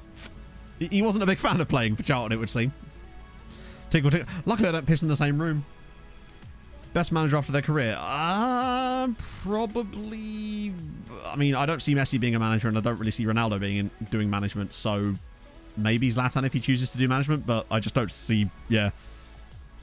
Or has Zlatan already done some management? I don't know. Point is, I don't really see Messi or Ronaldo doing management after their careers. Generally speaking. Oh, right. So I was just thinking about the whole floated crosses thing, and I think the issue is the way this system causes a lot of issues with the ball in these wide areas and these passes through. The question is, does the game consider it a cross, a low cross, or a pass? If it's just considered a pass, then it's not really an issue. But it's the question of, basically, I don't want to take out our main attacking threat with it, basically. But I want to sort of keep an eye on that throughout the game. We'll put it on mixed for the moment, and then kind of go from there. I think Zlatan of the three would be the manager. Yeah. Well, that's what I mean. You see a lot of the very top players tend not to... No, we're actually out of Coke, so I haven't got any cans, unfortunately. Which is a sad, sad day. Probably I need to go to Tesco tomorrow. Not even ASMR. No, nothing. I got nothing for you. Oh, Vincent Kompany's actually managing Real Madrid. Interestingly. So that means they must have sacked Alvaro Arbeloa. Right, let's see. Expect you to come back as final. Oh, Janosch. Come on, buddy. It's all good. I hope. Okay, good. He's inspired now. Phew. Right. Moment of truth. Let's go. We'll have to keep an eye on it. That backline, though, I think is going to give us options, at least. It's kind of strange that they've made that decision, but we will see. And already a yellow card for John Winter, so now we've got a chance. I am tempted to do play for set pieces, you know. Sounds strange, but to do this that early, but I think we're going to have such a dominance on them on set pieces in this game that I might genuinely want boring play for set pieces in this match and just try to get chances from those for the entire game. That might be our plan, because they have such a small backline that we can take advantage of in those sort of situations and just lumping crosses in potentially. Ramiro, right, go on. Here we go. Big Manovich driving towards the goal. That's it. There's plenty of space. Oh, he's gone for goal! Good save from Odessa. But so far, half an hour, and we've kept it boring, which is what we like in these second legs. Nice boring play. Possession's looking fine. Pedro Enrique. Maybe a breakaway, perhaps? Go on, get a touch. Oh, no. Please don't second phase us. Not now. Yes, go on. No, no, no, no. We're still going to get second phased, aren't we? Right, they're all pushing back now. Oh, everyone's out of position. Second phase, and... What are we doing? Please... What are you doing? Okay. There's a goal coming from Real Madrid off this, by the way. I could just feel it. The way that they kept heading the ball back to the Real Madrid players there until we eventually got it clear was crazy. Right, spread it, please. Kenyatta. Ball over the top. Blaz is in. Great first touch. He's round the defender. Can he score? Yes, he can. It's 2-0. 45 goals for the season. It's 1-0 to us at the Bernabeu, and that is exactly what we needed. Counter-attacking brilliance. Oh, holy God. I thought we were going to concede on that play.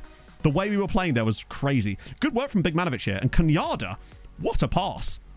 Blaz's first touch there makes that goal. The way he goes across the defender completely removes him from the play. Holy shit. 1-0. Blaz 45 for the season. And now it's 2-0 on aggregate. We are in a good spot right now. We need to be boring for the rest of this. If they score a corner goal after all the things we've done in this game to try to set up for a corner would be hilarious. Come on, keep pressure on him. Pressure on him. Pressure on him. Yes. Good, Big Manovic. Yes. Oh. Not too difficult of a save there for Cooper, but I'm concerned that we're going to see a second highlight of this now, and I'm worried now that we're going to concede. Romero is struggling a little bit, so a Wagner appearance might be useful as Cooper comes out. How is that not a penalty? I don't even... Did he actually get the ball out of that? It didn't look like it to me. Maybe he... Oh, my God. It didn't look like it to me, but... Okay. Oh, it's a woeful pass as well. I thought that could have been a penalty there, potentially. Maybe he does just hook his foot round it, but bloody hell. Oh. Right, tips it up. Pedro Enrique forces out wide. Considering the team that we've got out here as well, I'm impressed with what they've done so far in this game. Ball in, and it's completely missed. By all the... No! Oh, fucking hell. Roger Lopez, and it's 1-1 here at the Bernabeu, and we just... They've stepped it up a little bit upon going a goal down, which makes sense. We gave them a little bit too much space there. Like, they gave way too much space for Henrique. Romero does his best there, but then they don't get out to the second man. Like, Lopez has got too much space there, straight at Cooper as well. Oh, don't throw away a 2-goal lead. Right, half-time. We're doing fine. Nobody's playing especially poorly, except for Romero. Honestly, I'm tempted to get Romero off here. He's not looked great. He's on a yellow. He's the worst player on the pitch, and I'm tempted to get Wagner on. at half-time here, because Romero is not going to... I don't see him getting better in the second half playing like that. Right, off we go. We are still winning on aggregate, which is the main thing. But second halves can be wild, so we'll have to see. We took our chance when it came. It's been a very, very even game so far. We need to get a bit of football, right? There we go. Ramirez on the ball again. Ramirez has done surprisingly okay today, actually, considering he's the backup here. And Teixeira and Kenyatta have done very well, considering one's a right back and one's a centre back, and they're both playing a Segundo Volantes today. Blas does brilliantly. Janosch, great first touch. Janosch! Come on! 3-1. Janosch's 7th goal of the season gives us back our 2-goal advantage at the Bernabeu, and who else but your boy, Janosch? Oh, come on. Also, great work from Blas. Driving all the way to the byline and then cutting back like this. He takes 2 Real Madrid defenders out of the play. Janosch was patient. And again, horrible goalkeeping. Hologram hands. Exactly.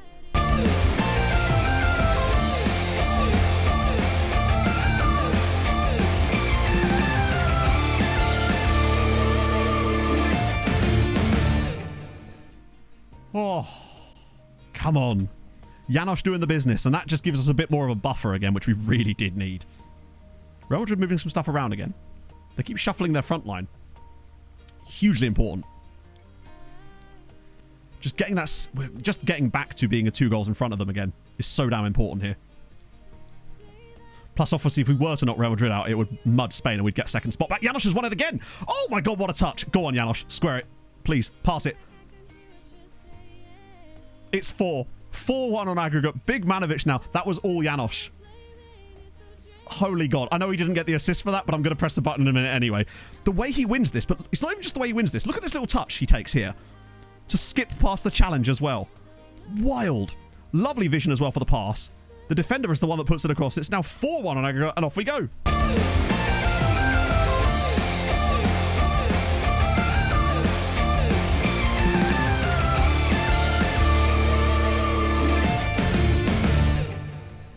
Oh, you'll love to see it. Still a lot could go wrong from here, of course, but now we are settling in quite nicely. As Real Madrid changed their tactic again. It's 4-1 on aggregate now. If we can just not concede 3 goals in the next half an hour of this match, then we'll be in good spot. We'll be in a good spot. And Janosch has just been... This is what he does. He has the ability to make massive differences, even in the toughest games possible. And I love that about him, that he's so impactful in games like this. Like, he scored the equalising goal in that Champions League final as well. Against Real Madrid, I believe it was as well. So he's clearly got a bit of a history against Real. Ball in, and it's just wide of the post from Carpenu. It's what he does. Being a nuisance is his business, and business is good. Oh my God, what is that mismatch at the back post? That was unfortunate for Real Madrid, honestly. If they'd have put a good delivery in there, that probably could have been another goal. Romero, here we go. Let's try again. Kenyatta. Got that pass down the side for Janosch, who's got that dribbling ability as well. Drops it back. Beautiful. Round the side for... Oh, here we go. Pops it across. Big Manovic to make it 5, and he does. This is the fortress at its absolute best. Counter-attacking football. Men running between the lines. Gorgeous. Janosch just takes it out there. Blas is joining him here too, and it just draws them all in. They don't know where that run's coming from. Blas just looks inside. What a pass. And Big Manovic is in there again. 2 more for the big man. And he says he wants to leave. Oh, they must have nightmares about Janosch, because the football he's playing lately is crazy. What a second half. We've just stepped it up onto a level I didn't think we had. We found a new gear. I mean, I do think that Janosch has got manager material written all over him. He's still so young. He's still only 19. And he's already having this level of an impact at the very top level. Real Madrid are probably the best team in Europe right now, without a shadow of a doubt. And I don't think we're at that level yet, because we've still got the young players. But they've stepped up tonight and made an enormous difference. Janosch on the ball again. Don't get too cocky though, buddy. Just drop it off, start making that run forward, and pick it up again in a minute. Here he is, looking up. Fires it to Blas. Blas has done a really good creative display today as well. Not just on the goal-scoring front. Teixeira. Oh, Janosch is making that run. Bit of space now. Overlap from Wagner. Janosch to the back post, perhaps. Wagner's ball. Blas! It's 6. Blas Durin. 5-1 at the Bernabeu. Yes, ring tight. It is exactly that. We are just tearing them apart. The spaces that we're occupying. Wagner as well coming on in the second half. Seems to have done quite well. It's a great ball. Blas grabs another goal. He's got 2 goals and assists. 46 goals for the season. Oh, think of the booing. What's Spanish for boo? Because you'd be hearing it. Ah, glorious. 5-1 win at the Bernabeu. Blaz man of the match with 2 goals and 2 assists. But Janosch as well was wildly excellent in that game. That second half was just all us. We dominated them. Literally, all I did at halftime was bring Wagner on. And the first thing he did really was... But look at their defense. Watkins on a 6-2. Risso on a 6-3. They even brought in Yaramio, I think. Yeah, and it just wasn't there. Ah, lovely. Best role bit on FM, halfback or anchorman. I feel like anchorman because, although honestly, for me, he's got more to his game than that. I think it's hard to explain. There needs to be a new role, the Polinia, the Hatchetman. Boo. Yeah, why weren't they playing Pretzel as a centre-back anyway? Or was he? Oh, what a result. Obviously, 5-1 is a massive understatement. We should have won the match, but 5-1 is excessive. We would have gone through anyway, but Christ. That is some result for us. Get in. Another Champions League final. Bear in mind how badly we started. We came, what, 13th in the group stage? And now we've gone all the way to the final just by switching the tactics back. It just...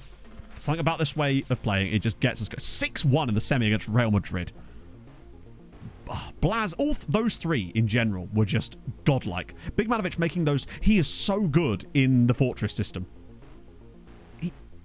He's a bit hit and miss in the other one. He's good against weaker opposition in the normal tactic because he makes those lovely runs and we almost end up with a second striker. But I feel like against better oppositions where we need to unlock them a bit, Raposo's probably the man for the job. We just now want Bayern to do a bit of business as well. Knock Chelsea out, although that's probably unlikely. More money for us. Good shit. Oh, there's always one dick on social media saying decent result, isn't there? Well, our finances are probably not that great right now, are they? Oh, to be fair, we've got a lot of money to come out still because of all the summer transfers. Right. What does that do to coefficients? 20.6. We gap Spain. Spain are now done. They can't get any more points. And we still have 3 teams left, including us. The question is, will we have anyone alongside us in finals on the next stream? That's the big question. Yeah, we're paying for Steve Hardy with that money. Oh, Steve Hardy's going to be a useful player for us next season as well. As the youth continues. Oh. Right, here we go. Oh, it's 2-1. The problem is it's away from home. Unless Bayern pull off a miracle here, I think it's mostly like us versus Chelsea. Now, we have played Chelsea off the park in a final before, so you never know. Oh, FM always does that. We do... No, it's final will be on Tuesday. We're probably going to try and finish at 1 today because of the F1. Although, I wasn't expecting us to get through it so quickly today. Normally we don't, and I wasn't really even trying to. He's quite good, but very expensive. Vorgan is fine, obviously. Mohammed's already joining us. You're already joining us. Steve Hart. Yeah, he's... We've got a lot of different... There's so many Hardys in this save. Fran... He might be okay, but... Also, this junior dude. Tell you what. He's a bit... Oh, red injury prone. But for night 17, he's pretty decent. Would he talk to us? He would. He'd be a good loan farmer. Potentially, anyway. I'm tempted on him just because, in theory, he's not going to be took 2 million quid. Even though that's more than it said. 2 million quid for a player of that kind of quality is pretty decent. Gorka's not hugely expensive, but that crossing ability is... Obviously, it would get back, and the dribbling's really low as well. They wouldn't go up by too much. But they will go up, but... He's very no-nonsense. Wait, he had compensation of... Alright. Right. I can only offer you that, annoyingly. Okay, 30... Oh, hang on. No, I want rid of that as well. There we go. 13 is fine. On the save... Ooh, I don't know about on the save itself. Will it tell you? 29 days. 3 hours and 51 minutes. Nearly a full month. That's crazy. 29 days. Saved 1,990 times. I guess that's the thing about auto saves. Lordy lord. Oh no. Chelsea went through on penalties. They deserve to go through. In fact, they probably should have won the game. Don't talk about real life football. I mean, we talk about real life football earlier. Which, in fact, if you go on game status, you can see that stuff. So we will play Chelsea in the final on the 30th. That's true. They did at least lose, so that's going to help a little bit. So we want that sorted. Right. The question is, for Tuesday's stream, is there going to be anyone else in the finals? Come on, Giamot. do it for us. And then Kekschmet are at home. Kekschmet really should be getting to this final, considering how well they played away from home. They should be winning this. Giamot Feyenoord, I think, is unlikely, but you just never know, right? Come on. Imagine 3 finals in the same year. That would be the dream. Clearly safe Sky. Oh, yeah. No way! Lee Won-il puts Giamot into the Europa League final in the 86th minute. They will play Spurs, but the question is, will we have 3 finals on Tuesday? Yes, we will! Kekschmet 3, Anderlecht 0, and they will play Lyon in the final. We're having 3 European finals in the same stream. Oh my god, what a year. We've only ever had this happen once before, and on that time, we won 2 out of them. Holy shit, 3 finals. Another goal for Yao as well. Let's have a little look at these. Yeah, I mean, 3-0 might be a bit harsh, but they should have won the first leg by more. Kekschmet are on a different plane of existence. I could easily see them beating Lyon in the final. They look class. As for this, were they lucky? Nope. No, they weren't. Oh, we got injured after it as well. Oh, bloody hell. Geronimo Van Gaal as well. Brilliant. Yeah, they deserve that. They just, Feyenoord won the group, and Giamot have just beaten them away from home there. Those 2 injuries, though, to Gio and Lee Won-il, that's concerning. Because, oh my god, he's so good. That's the most annoying thing. He's so goddamn good. And it looks like a serious injury, too. Ooh. Will he play? That's the question. Because their final's obviously a lot closer than ours. I don't think he will. Doubtful. So he's doubtful. He might play. Unfortunately, Gio is out. He's listed as doubtful, as opposed to completely out of it. So you never know. Spurs are obviously missing a couple of people, but it's nothing serious for them. What about Kekschmet? Have they got any big issues for the final coming up? I realise I'm in the way of it. They've got 1 player not registered, but that's it. So, how did Lyon get on? Oh, damn. Lyon have not lost... Oh, no. The first match Lyon lost in the entire tournament was that second leg against Besiktas. Is Harry Kane Spurs manager? He is not. Well, as far as I know, he isn't. I think unlikely that he's Spurs manager, but we can have a look. My guess is they probably don't even have a manager now. Oh, no, they've got... That's so much weirder. That's so much more strange. No, the Spurs manager is in fact Christian Romero. My apologies, chat. That's glorious. Yeah, he replaced Antonio Conte. Has been there for 7 years, and there's, to be fair, Conte won them 7 cups, 4 Europa Leagues, 2 Super Cups. Oh, yeah, Romero's probably still pretty young. He's only he's 50. He's 50 years old. Wow, he's good. Yeah, Romero is absolutely unbelievable. Something on his mentals, anyway. Like, he'd be a quality scout as well. Look at that, 20 motivating and 20 people management. Big Ange. Ange would have retired years ago. Yeah, he retired at staff at 72 after... let's see if he actually... Did Ange do weird stuff in this one? Yeah, so in this save, Ange stays as Celtic manager for 14 years, then moved to become the Spain manager for 3 years, and then just dipped, basically, after that. So, yeah, it didn't quite go all the way. Kane, I think he's just straight up retired, right? Yeah. Retired at Spurs. 257 league goals. Wait. Oh, no, I remember discussing this, wasn't it? Because it was 260 is the record for Alan Shearer, wasn't it? And Kane didn't quite beat it, which is rare. Kane very rarely doesn't beat it in most of my saves. Another guy who tends to always beat the record. Was he staff, though? Oh, yeah, he was staff. Let's have a look. Randomly, he was Liverpool under-21 manager for 3 years. Sorry, no, under-21 assistant manager for 3 years, and then just dipped. What a strange one. That was 4 years after he left as well. Yeah, Haaland got 292 in under 500 appearances. And he got 130 and 130 for Norway. And to be fair, he did win a World Cup with Norway, so, you know, and a Euros. Bro's had a reasonable career. Decent. Nice. Haaland stuff. I don't think he was. Did it say he was staff? It'd be weird if he'd retired from staff as well. It feels like if they are kind of crap and they just don't get a job, then they just retire, I suppose. He wasn't. I don't think I've ever seen Kane become a staff before. What about Benoit Assou-Ekotto? Well, isn't he retired already? Like, actually retired before the games even started, so he wouldn't be in the database, would he? Unless he is a coach somewhere that I don't know about, which he might well be, for all I know. Oh, we're getting Junior. Nice. Oh, chat, we've got Octo Trek Cup final. No, but I mean, I probably should be doing lookups for these, but I'm not going to because who cares? And no. Unfortunately not. Carry on. Ooh.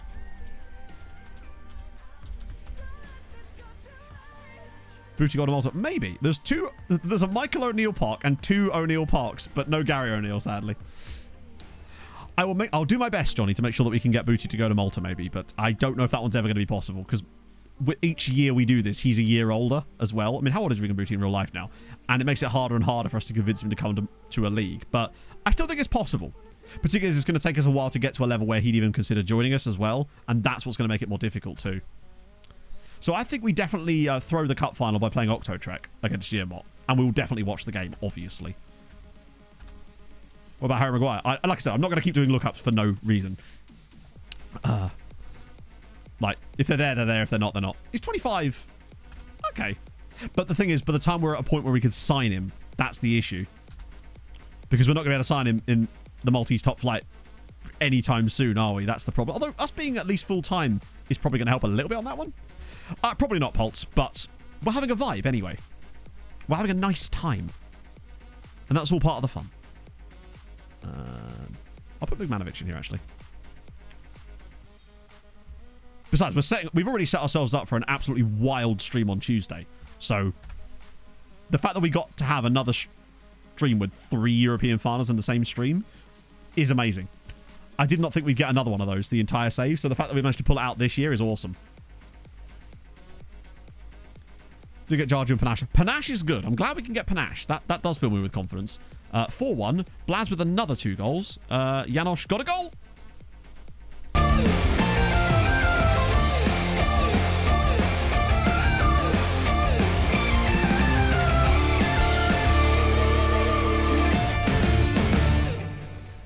Also, big shout out to... No comment on Jarju. Indeed, yeah.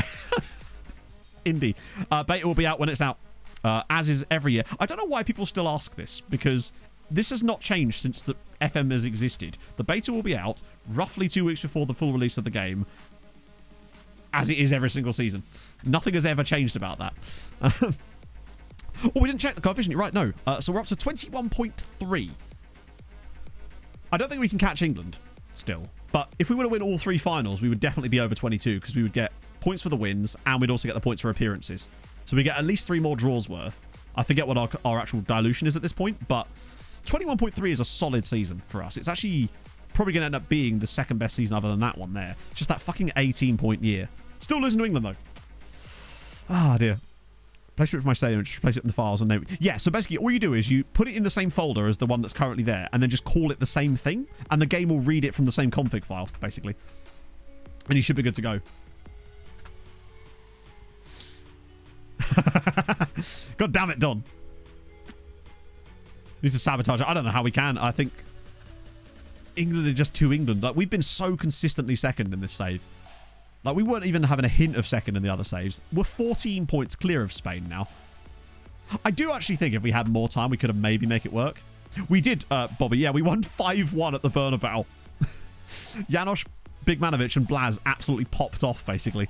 It was exactly what we needed. The fortress just took over. Mainly, I think, partly because Real Madrid were playing a weird... Like... Then again, right, none of our goals were headed goals, were they? Like, Real Madrid had, like, their backline was... Their jumping reach with their backline was one guy with 12, which was decent. The rest was 4, 3, and 2. It wasn't the tallest backline. I'm still a bit amazed that that guy was 5'10" and had 4 jumping reach. Watching for another missing Sunday stream. No match cradling a pint if I'm getting destroyed at the pool tip. Well, to be fair, I'm predicting that if that was to happen, it's most likely going to be... Oh, was it 3? Oh, yeah, one of them had 4, one of them had 3, one of them had 2, but the jumping reach guy was 3. Yeah, you're right. Musiala. He's going to be retired as well, but there you go. Played for PSG most of his career, actually, after a little bit of a spell at Bayern. But because I'm going to be off from the last stream that we're going to have before my break is the 28th of September, and then I'll be back on the 10th. So I'm hoping that SI do something one of those 2 weekends, so that way it won't interfere with it, because I'd be taking that time off anyway during my little holiday. But yeah, that's Musiala. 176 caps for Germany is phenomenal. And 173 goals, albeit in the Farmers League, for PSG is still pretty impressive. Like, 400 appearances odd. He's pretty decent. Whole team meeting, absolutely not. Right. Giamot time. No star for him. You'd be surprised how often it actually happens. It's not that often. Which is why I'm hoping that some of our guys become staff at the end. So we get another sort of Luben Mihov type situation on the looking forward video / stream. Obando. Fuck it. Yeah, you can. 6 million? Okay. Sure. I mean, I'll take that. He's never going to go out on loan again. Or ever. So why not sell him for 6 million? Even though he's worth a bit more than that. We'll take the free money. A magic break to Miles' office. Well, yeah. No, we're going to Devon. We've got a lovely little house and it's got a hot tub, and that's the main question. That's the main thing. It has a hot tub. That's all I'm interested in. It's going to be vibes. We're going to go cycling on the Tarka Trail. We're going to go to Exmoor Zoo because there's capybaras there. You can't not. Oh, Mike's worth loads of money. Stop being good, Michael. Newport's... he's dropped off a lot there, actually. These guys, I probably might actually get rid of some of these guys. Telechivo in bits. I know. Shambles. Right. Cup final. But you know what this means, chat? This means we get to break out an old friend. It's Octotrek time. There isn't Bears. There actually isn't. Pog was super gutted about that. Right. Bigmanovic, Van Dam, and Durin. We'll put Van Dam... There we go, through the middle. Severio, Raposo, Hillestad, Nedvaldo, Patrice, and Kenyatta. Getting pizza with a little table on it. Well, I mean, that's every pizza, isn't it? I was just looking for fullbacks then, and I realised we don't need fullbacks. This is a fullback-free zone. Let's go. What a weird, like, link. It's just like a little question mark in the middle. Okay, Octotrek. Janosch on the right. Oh, yeah, true. Okay. Janosch, come on, buddy. Janosch, for the love of Christ, bud. It's not that hard. Nice. Find retired people in game. Well, if you search for them, I guess. But you can't find, like, a list of retirees, I don't think. Well, you can. Oh, no, I think you might be able to, actually. Hang on. Is it in world transfers? Maybe. Yep, retirements. Oh, wait, this is managers, isn't it? Or is it? No, maybe not. No, it isn't. Yeah, no, there is. It's just a bit... Ah, okay. Good to know. Also, the fact that Liam Skinner got that single fucking cap irks the shit out of me. Because it costs us so much money. But he has now retired as well. Wait, Joshua De Bruyne's retired too. At 34 years old. God. I remember him during his Kishvada, and more importantly his Uipesh days. Back when they were good and weren't a second tier mess like they are now. 10th place in the second tier. Oh, Molfehevar coming back up. Well, there we go. What are you doing to the match engine? I'm confusing it massively. But not really. It's mostly going to be... Don't worry, we're going to watch the game. I reckon we got this, chat. No wonder there's a question. It's the match engine just going... Okay. Okay. FM, prepare to be confused. Imagine if we actually just went and won with the Octotrek. That would be concerning. Come on. I'm always... Oh, we're playing the Pushkas Arena. These guys should destroy us. Plus, this will be really good for their morale. Just in general. Them winning a cup will be good. And obviously, they've got to play the Europa League final against Spurs. So, I think we have actually won a game with Octotrek. Because we played it in... Oh, hang on a minute. Are we going to take the lead here? Janosch. Oh, we should have taken the lead there. I tell you what, that should have been 1-0. We actually should have been winning the cup final with the Octotrek. Oh, that's unfortunate. Play a bit of good stuff there. Edvaldo. Are we starting this game quite well here, or is it just me? Raposo. Oh, now here we go. Now is where it goes wrong. Look at them getting back. Severio doing the business. Patrice pops it forward. So many bodies in there. Eventually, it's going to fall to one of us. Bigmanovic now. Driving forward. Can he square it? There's tons of bodies, and it's a penalty to MTK. Yeah, it was. It was a cup game when we played it. Janosch from the spot. Yes, we do, Greg. It's Building a Nation, obviously. Malta with Sirens FC. Janosch from the spot to give us the lead in the cup final, and it's saved. Fuck's sake. Janosch misses a penalty in a cup final. We really should be 2 goals up here inside the first 2 minutes of this cup final. That's the worst thing about this. We've actually played ridiculously well so far. Edvaldo now driving forward. He's into the box again. Going all the way through. Shot blocked and cleared. And here comes Kenyatta. Wow, what a start. We've been dominant in the first 3 minutes of this game. Our XG is going to be like 7 in this, by the way. Go on, get on him. Yep, Hillestad again. Big Manovic scores. It's 1-0. We should be 3 goals up here in the first 4 minutes. Have Giamot just not turned up? Give him a chance, I suspect, but we've started quite strongly, considering the tactic we're playing. Nice work from Big Manovic, though. Out of his feet. Bang. 14th goal of the season. Let's get 3 men behind the ball. Imagine if we won with this system in a cup final against a really good team that are in the Europa League final. I think everyone's a bit confused. No, his real name is... I've actually forgotten what his full name is. Is it Milovanovic? That's not a penalty. That's dogs. That's a perfectly clean tackle. So 5 minutes into the game, we've had a massive sitter, a missed penalty, a goal, and now we're going to have another penalty. Which is not going to be saved, unfortunately, as Derem gets the equaliser for Giamot. This could take us through all the way to the start of the F1. Yeah, we've played it a few times. Yeah, his name is Milovanovic. Basically, the reason we call him Big Manovic is because when I was trying to explain how... We were looking at their big matches, like whether they like big matches or not, before a cup final. I think it was a Champions League final, actually, to decide who to play. And I was looking at big matches and Milovanovic, and I accidentally called him Big Manovic. So we've just been calling him that ever since. For obvious reasons, as Raposo makes the run in behind. Oh, chance for a breakaway for Giamot, though. But we'll always have the fact that we were leading the cup final and could have been 3-0 up with this tactic. Although it's getting a lot worse now. Oh, no, it's another penalty. We've conceded. There's been 3 penalties in the first 8 minutes of this match. It's Derem from the spot against Liam Cooper, which he saved. 3 penalties, 2 of which have been missed in the... I love doing this occasionally. He's just hit it right at him. I think I'll be amazed if we don't both have at least 5 XG in this game. How have we had like 10 minutes without anything happening now? We just had all the events in the first 10 minutes. And now Ayala's got... Hang on, they've just brought on an injured player. Cleared away. Right, go on, Durin. Breakaway chance. We've got every single player on the pitch flying forward for us now. They have nobody back, basically, because we've got like 8 guys coming forward. Ball played through. Big Manovic! Saved off the post, and it's back in for 2-1. We're back in front in the cup final, Chato. And Voyaslav is taking this game extremely seriously. I honestly don't even care if we do win now. What a game. It's 2-1 to us. What a pass this was from Janosch. Look at that. That is a world-class ball. It's a shame he's not going to get the assist for that, really, because he should have done. Holy shit. I can't believe this is happening. We're actually winning with it. And there's been 2 missed pens. Okay. Things progress. Ball through, and it's collected by Liam Cooper. How are we winning after 37 minutes? Also, why is it only 2-1? It's usually like 6-5 by now when we play this tactic against someone. This is mad. And yet I still feel like we've got more goals than... Look at the space. If Edvaldo can find one good pass here, we're in again. It's Janosch down the side. He's got plenty of bodies to aim for. And he has done it. It's 3-1. Janosch.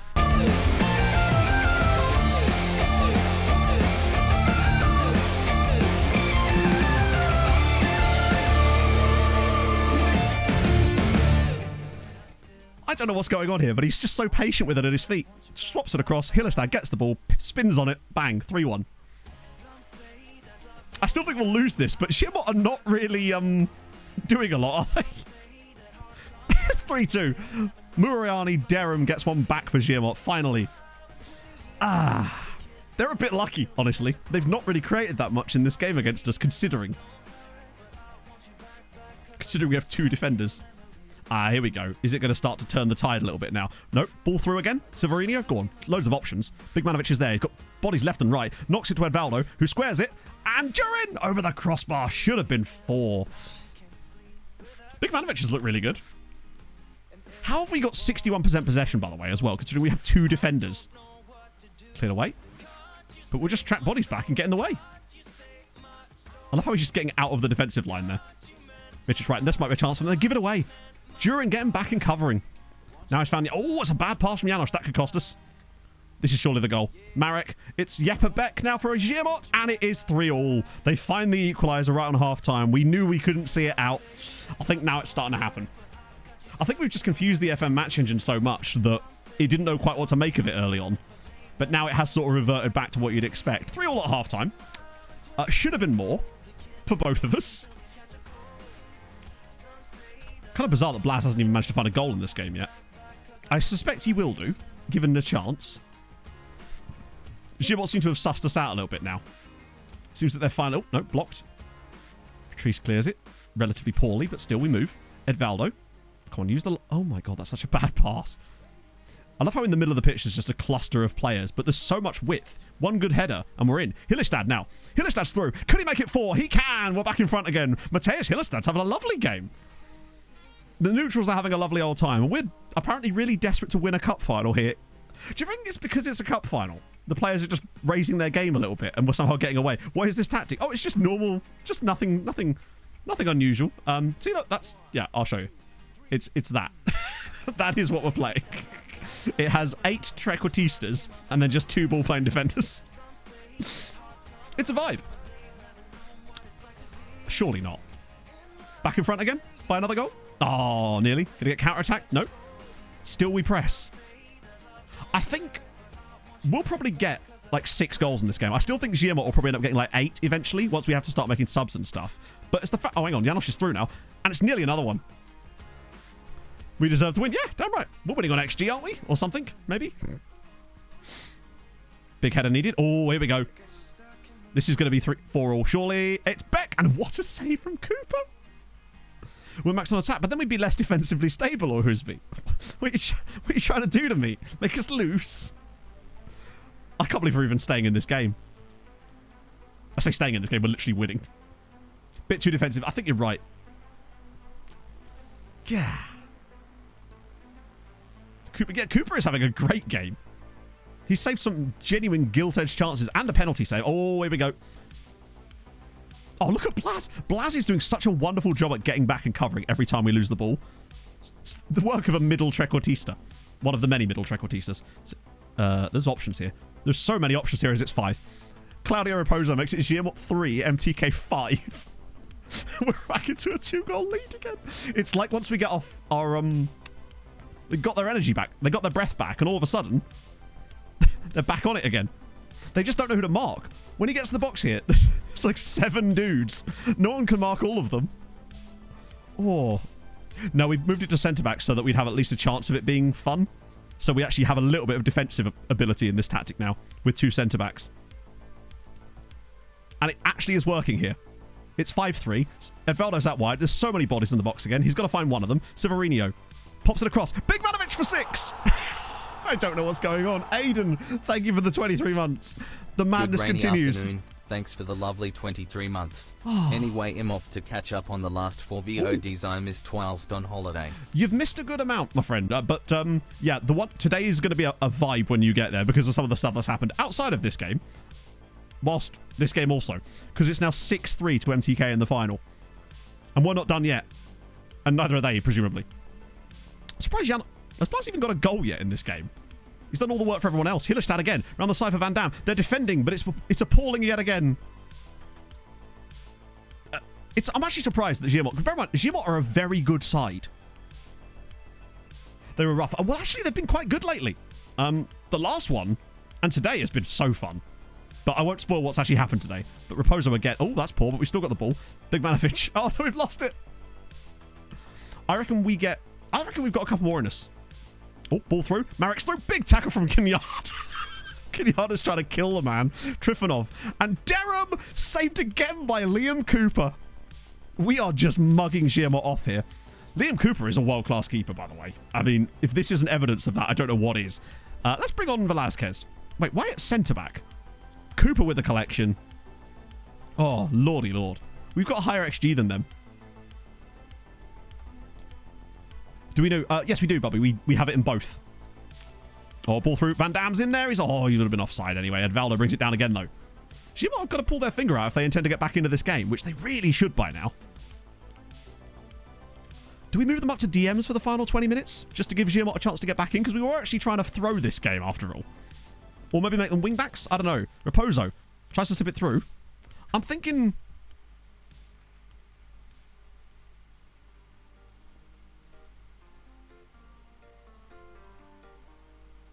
feel like SecondYellowCard, just so it at least looks like a tactic. That'll do. If they can't win, don't help them. They don't deserve it. Yeah, plus I want the game to finish soon so we can go watch the F1. Janosch brings it down. Round the side, Blaz is in. Can he get another one? Yes, he can. It's 7. 7-3 to MTK. Blaz's 49th goal of the season. I'll tell you what, he's going to be bloody close to the goal record from last season that he set. God, he is popping off lately. Number 3 final. No, we're playing England in 2 of them, though. We'll make the tactical tweak now. See if Gilmore can get back into it over these final few minutes. They're going to need 4 goals in the next 18 minutes to try and win the cup final. It's doable. For them, maybe. Particularly from situations like that. They can just clip it straight over the top. Derham's through. What a tackle. Saved again by Liam Cooper. To be fair, I like to make a mockery of FM tactics because I do think sometimes they can be a bit silly. And it's Blaz now. We're on the break. Ourselves. Bodies coming forwards. Everybody's in there. Everybody's... Everybody. Every single outfield player just made a run into the Gilmore box. Oh, God. Inject it into my veins. Raposo's ball in. Cleared away. Oh, there's a break on now. But luckily, we actually have players back because it's a set piece. I don't think I've ever seen the entire outfield team make a run into the box at the same time. Chance, though. Gilmore, we've got bodies forward. And post with it. I mean, they are their own worst enemies at this point, right? Like, I'm doing my best to help them win here, and they're still mucking it up. Lara now blocked and saved by Cooper. Oh, they really don't deserve this cup final if they can't beat this tactic. Oh, now they're looking a bit more up for it. Yakovlev round the side for Trifonov. Surely Cooper can't continue to keep these out. And he does. It's 7-3 and they cannot score. They literally cannot score. Cooper is having a world-class performance here. No, this is key highlights. Yep, this is key highlights. Cooper is just... Oh, God, every single highlight is just the game now. Plays it out to Janosch. He's got it, though. Got runners. Finally a chance to see us attack for a little bit. Round the side for Van Dam. Can he get there? No. But we've got the ball back anyway. Ball across. Oh, it should have been 8. Oh. Big Manovich is on a 9.9, by the way. He is just... This is just his system. Yeah, now we are the FMers. Oh, there we go. Right, chance here for Gilmore. Can they get one back? Give themselves a chance. Yes, they can. Marek just dribbles that into the net.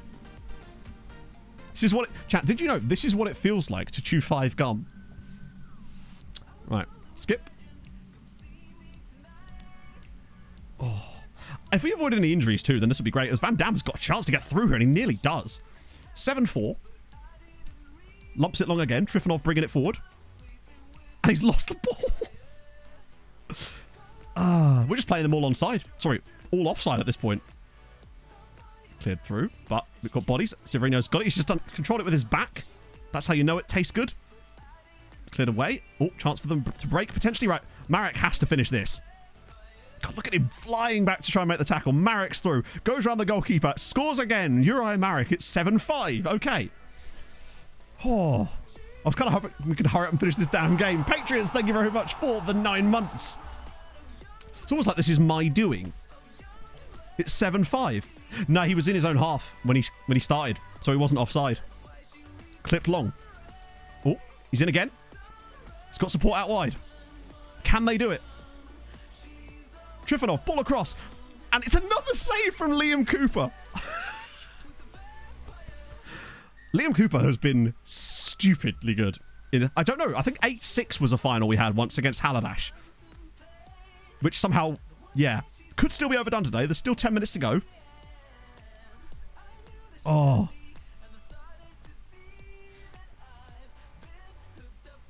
The keeper must have a few by now, right?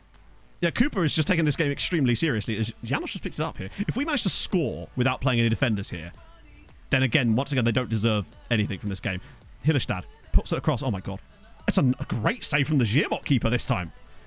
Keeping things a bit mixed. Oh, my God, we continue.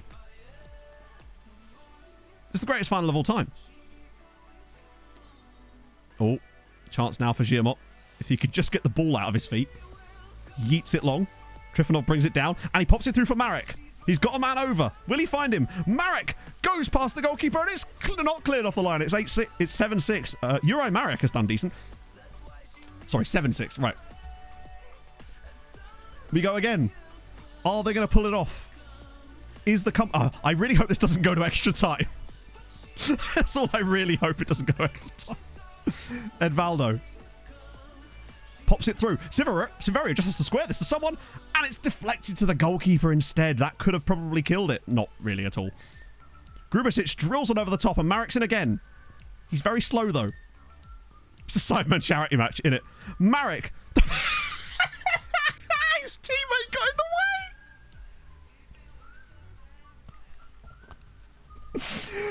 Oh, God. His teammate literally just gets in the way and is offside. It's Janos now. Bringing it forward for MTK. He's got bodies in there. Van Dam. And it's hit the bar now. And it's over for a corner. If they don't win this game. Holy God. How are we managing this? Ball in. Headed away. It continues. 7-6 in the cup final. Raposo. He's got bodies to aim for. Pick one. Oh, he's lost it. Right, chance for Marek. Where's the pass? He's going to be offside. He's offside. Why are we still playing? He's very clearly offside. Oh, Jesus. Oh. 6 minutes of stoppage time. Would you believe it? I'm concerned if they score now, this will go to extra time. If they don't get another one in the same period. Right, Marek's in again. He's going to get caught, isn't he? Marek's through. He's been caught by Teixeira. Ball back across. Marek! Saved by Liam Cooper. He's offside anyway. Oh, come on. Oh, please don't let them score now, because that means it's going to go to fucking extra time.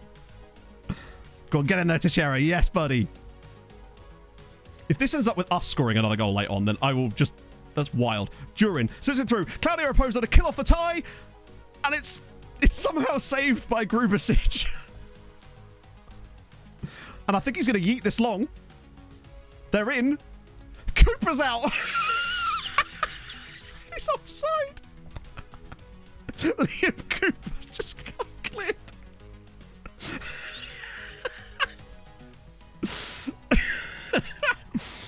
Oh, dear me. Cooper's just come and cleared that. What a decision from the keeper. And that's how we won the cup. We just won the cup playing Octo Trek.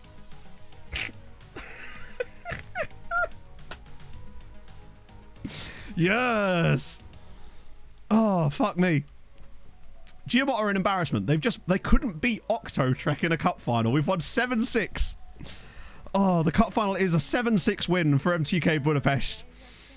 Liam Cooper, man of the match for me. We've won the cup by 7-6. Oh, they are a good side. That's what they probably should have their remote. Oh my God, I'm saving it there. Fuck me. Right.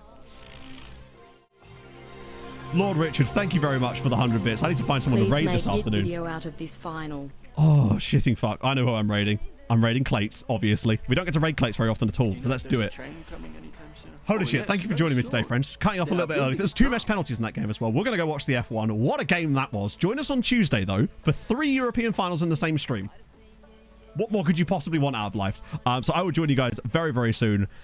Thank you so much for joining me today. I'll see you guys on Tuesday for what's going to be even wilder. Thank you so much. See you soon. Hold your gun. Capybara. Bye-bye.